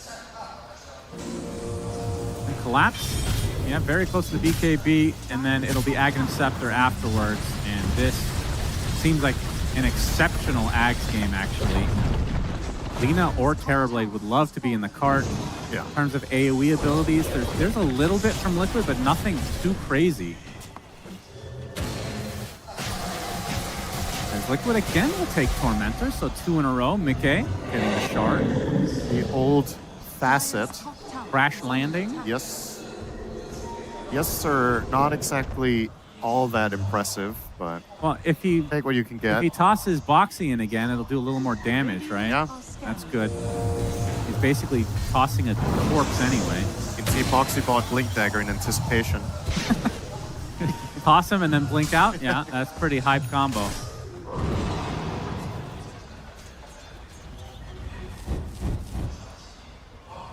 And let's look at Laurel's inventory. Going for a Shiva's right now. Has the Arcane Rune bottled. Recognizing that this game has overwhelming physical damage between the Lycan and Tiny, so opts for some armor. Like a pretty solid choice here. You know, also, the nature of your supports is quite different from last game, where they had 2 saves between Cold Embrace and Disruption. Now you have neither. So your cores kind of have to fend a little bit more for themselves if they do get jumped. And yeah, best way to do it here is by armor. Along with your BKB. I've been very impressed with Laurel's Lina this tournament, by the way. I was saying that I think this team works best when Laurel plays in the enemy's face and plays an initiator role, like Pango, Puck, Ember, these types of heroes. But a couple of Lina games I've seen have been definitely up to the level of his other heroes and showing some nice versatility from Spirit. It makes it a lot harder to ban against them if Laurel can start shining on this type of heroes too. Yeah, it's not just about having a big hero pool, but having multiple archetypes of Yes, heroes. exactly. Big. And they're doing a really good job. That's what I want to commend Spirit on is, okay, you're not playing Pango, therefore we are drafting other supports, like keeping that consistency in making the lineups make sense, which I personally found that Liquid broke in game 1. I thought their lineup was too one-dimensional. This one is way more well-rounded, but unfortunately, so far, they've kind of just been outplayed. There's only so much you can do with the draft. And something we have not mentioned yet, but Yatoro has the Shadow Blade, of course, and when he gets this Silver Edge against both Lycan and Winra, I mean, they cannot run away from you anymore. It ruins Lycan to get Silver Edge. It is so bad. Capture move speed at 200. Ace 300 from Ag. So we are going to see the Wolf Rock hybrid, new species here in Dota. Yep. Not so new, actually. What was that, TI-10? First time that we really showcased it to the Only. world. That's actually quite long ago, isn't it? And we're old. Honestly, quite surprising that Sir Action Slack's idea has got to stay in the game for Yeah, more than 3 months. very true. You're bound to get something right. Putting all that garbage out into the world. Was Pocket Ricky also something you talked about? Or I'm not sure about that one. I just remember he had another crazy one for Ursa that yeah. involved a lot of cubs. But Gabe takes and gives, well, he gives and takes away. See, Slacks obviously lost his favorite version of Techies. Which, Oh yeah, I'm sure he'd rather have that. yeah, he would probably trade half the hero roster to have that back. All right, Roach attempt for Spirit. It's the Axe, though, on Lycan. And so- will roar because technically they killed Roshan. They didn't That's get true. the Aegis though. So this gives Liquid a potential opportunity, but this is going down way too fast. They find a clockwork, but I think Spirit take this every day of the week. They have the Aegis on Yatoro. I'm gonna try to get out. Good Gale Force. Yeah, with the silence coming out from Nisha, the coil as well. They'd love to burn this Aegis right off the bat. The power shot in addition. This time he's not going to walk out of it before it ends. He gets harpooned back into Avatos. He's dead. That's life number 1 already. So again, the Aegis expiring right off the bat. As Liquid can be relatively happy with that. Oh, they're not done yet, I think. Looks like it. Yatoro just trying to get back to base. Amalgamation's up the deep. Gets off the Manta style. He's at half HP. Still has his Sunder available. There's the BKB from Mickey. The Avatar as well. Looking for any target. The Sunder not going to be there. Yatoro bites the dust. Big kill from Liquid. Foxy likely to be the sacrifice as per norm. That is just the rule of engagement for Liquid. If you fight, Foxy shall die. Rocket, hook shot misses though from Not Me. Dogs onto the puck. Nisha has plenty to get away though, it seems. Illusory Orb. Oh, they actually that's do a clip big over the LSA, but mistake. the Eon Disc does proc. Attempting to run away, gets the phase shift off, has the Blink Dagger again. The hook shot again from Collapse. He's on top of this all game long. Forced staff to keep Nisha alive though, but now Mickey in a horrible spot himself. Trying to get away, already at half HP. They have the vision, the double edge is there with the LSA to follow. This is a dead Tiny. Mickey drops to the deck after saving his puck's life. Nisha trying to kill off somebody. A missed hoof stomp from Collapse this time. That would have been another kill on Nisha. Yeah, Nisha better not die after his Tiny bailed him out and That died would be for it. very sad for them. As Ace in that Lycan form now. The hoof stomp is going to be there. Kill off the creeps. Ace still in the jungle, but Terrorblade's starting to die in these fights, Siddarin. I'm trying to think what he would want to buy next. I mean, Bloodthorn is obviously the upgrade for Orchid, but what do you replace the treads with? What's your final item? Do you want Satanic? Don't you want BKB? Like Oh yeah, true. He still doesn't have BKB. I feel like that is worth it at this point.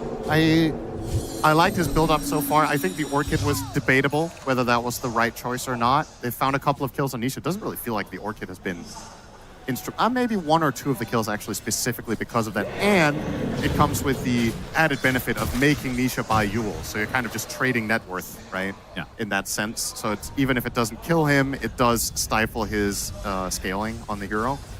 But yeah, I would personally think BKB would be nice to grab here. If he had better defensive supports, I think you could play without it entirely. But he is indeed eyeing up the Bloodthorn plus. Is that Satanic? I mean, it must be Satanic. It feels like he needs lifesteal badly. And honestly, the Dispel from Satanic is pretty good this game as Yeah, well. it is. I mean, really, when it comes to... They do have good lockdown is the issue for Liquid, though, right? They have, obviously, the Coil. I mean, that's just a mini stun, but the Avalanche is the big one. That's Get definitely- avalanched into Shackle Shot. That's definitely the challenge here, right? Is that, yeah, if you have Satanic, I think Liquid is starting to reach damage numbers where they can 100 to 0 you in a chain stun. And since you don't have any reliable saves yet with Collapse not going ag, Oh, actually dodges the LSA. Okay, dodges a lot here. Nicely done. Yeah, only time will tell. maybe they're just, I guess he's going to rely on Collapse saving him with Ags. And they'll overlap their next timing of items where he's going to have Satanic Bloodthorn and they're going to have Ag Centaur. I think Collapse will be his protector. That's fair enough. There's Satanic now complete.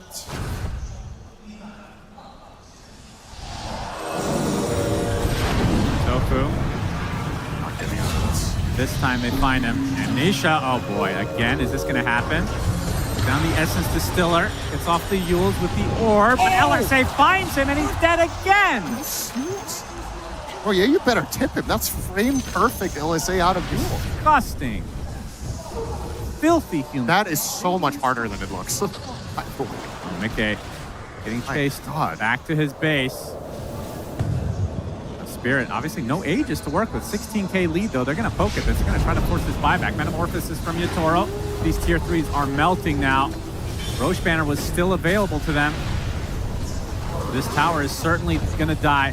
Fortification comes out and they do aggro the creeps. Yeah, they're going to give them this set. I think it's way too crippling to buy back Puck here. The economic damage. Oh, hookshot. They're not done. They want to go for some kills now. They're going to try to force this buyback from Nisha. Getting really low. Okay, they're going to kill off Not Me. Oh, I could argue he killed off himself. Yeah, kind of. Still no buyback from Nisha, so yeah, will be the set of barracks for Spirit. They don't lose that much. Wanted a bit more than he could have there, but they still get what they came for. The lane is gone, and back to controlling the map we go. It's funny how small Mickey becomes when he's a wolf. Yeah. Just tiny. Yeah, if he could... His name is Tiny. If he kept his relative size was a wolf, that would be terrible.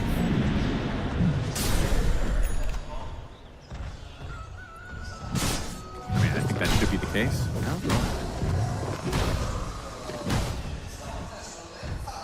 Oh, you're true. MKB from Mickey.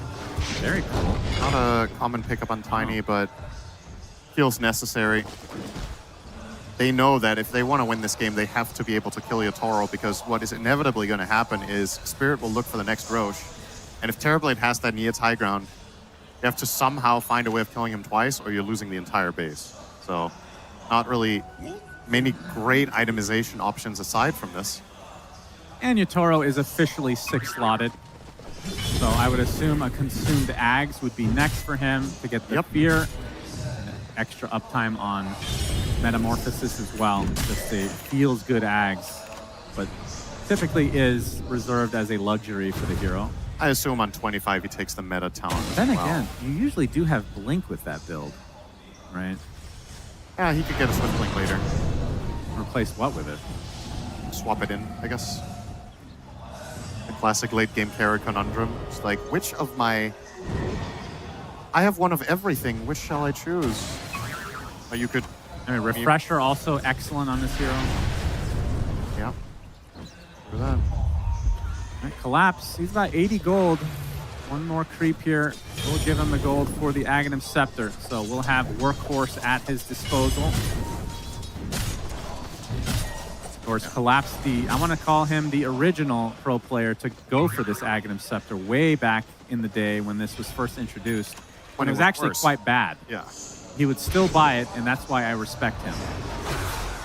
The only reason I respect him is they find a connection onto Mickey. The LSA with the Laguna gets off the BKB with a Harpoon. Do they have the vision to chase this? Collapse coming in with the Stampede and the BKB as well. Nisha has the coil at his disposal. The Huston finds him. Collapse gets the kill, and that is a huge one because Mickey does not have buyback. Do they have the connection now onto the puck? Eondis does proc. This time he does get the blink off, getting the Waning Rift as well. Nisha has died so many times this game, but it seems that he will survive this time. But I don't know if their buildings will survive, Cinder, without their Tiny for a full minute plus. Lina even has an amp damage rune, so she's also hitting like a truck. This is stupid fast pushing. This is going to be second set, and I don't see why they stop. Immediately. They're going for Tormentor while this is all happening. Tofu has his shard. Inconsequential at this point. Good fantasy points there. Yep, that's right. As they're going to get the full megas. So Spirit in complete control of this game too and this series. Do they try to finish it right here, right now? Why not? 40 seconds still for the Tiny. And look at these buildings absolutely melt. Tier 4 down. Second one will bite the dust as well. And Liquid going to have to try to fight this out without their Tiny, but Yatoro just focusing on the barracks, already at half HP on the Ancient. No reason to switch targets. As they're going to try to burst him down. The cart is coming. Doesn't have to be KB, but he's inside the cart now. They destroy the Mirana. They destroy the Ancient. And Spirit will move on in the international lower bracket. Liquid eliminated. Man, they look scary today. Honestly, Yeah, they're in form right now. this is probably the best series from Spirit so far that I've seen. Especially, I think the thing that's especially impressive to see is just how, on an individual level, everybody had like stellar moments in this game. And it wasn't even that long of a game. It's just so many. Yeah, this was it's the quicker little versus things. a lot of the games that we've seen at this tournament already. Because you could pick any player in this game and you can look at their POV and see 2 or 3 like super high skill plays that they pull off. I want to give a special shout out to Larl in this game. I was blown away by his timing on LSAs, by his overall navigation of fights. And it's a very, very good sign for Spirit because it means you don't necessarily have to have that insane pop-off performance from Yatoro, who had an insane lane this game, made a couple of slight hiccups along the way. Didn't matter. They still smashed them in a very quick win. The last 2 champions are now out in Falcons and Liquid. Spirit, of course, 2-time winners will continue. I think that they are, the way that they look today, they can win the whole thing. Yeah. For sure. They I are agree. a huge threat. I would put them as a favorites with everybody that's currently in the lower bracket. I don't know I would if you agree with that. that. Yeah, I would. The Laurel completely out of control in this game on the Lina. I mean, Yatoro ends up with only 6 kills, but Yeah. he got the ball rolling to start things. Yep. He got a double kill to start the game, essentially, and there's no looking back, other than that one little misstep, I suppose, where he gets killed off, and that gives Liquid an opening of the game, but it wasn't enough. The Spirit will take this series as we go to the stage for an interview. 观众朋友们，大家好，欢迎来到赛后采访。现在在我身边的是来自 Team Spirit 战队的 Collapse， 以及我们可爱的搭档主持 Sir Slack Action。 Hey, everybody. Yes, absolutely. Collapse. So good to see you. In interviews earlier this year, you said that you were losing confidence. You had to take a break. And now on this stage, absolute MVP of that series, you just came back stronger. What motivates you? Collapse 在之前的采访里，你也说过，你曾经失去过一些信心，也休息了一段时间，是什么样的让你能够重新站上赛场，然后又重新发挥出这么好的表现？ I mean, 5 hours of sleep. Like the only motivation, I just want to sleep now. Like need to end faster. 5个小时的睡眠就是我的诀窍。对我来说的话，我现在就是非常想睡觉，这也是为什么我一直想很快的去结束比赛。 A man motivated by sleep. Did it feel like you were dreaming? I mean, you're on the main stage of TI. You see Tiny Lycan again. A lot of Chinese fans. Did it bring back any memories for you? 你有没有想过，现在其实是没有醉了做梦的感觉，非常梦幻，因为你站在 TI 的舞台上，很多中国的粉丝们在欢呼，然后你的对手选到了狼人跟小小。 I mean, a lot of flashbacks, I would say. Only Magnus missing. Yeah. I don't know. 很多回忆涌入我的脑海中，不过我想的话，好像少了一个英雄，叫做马格纳斯。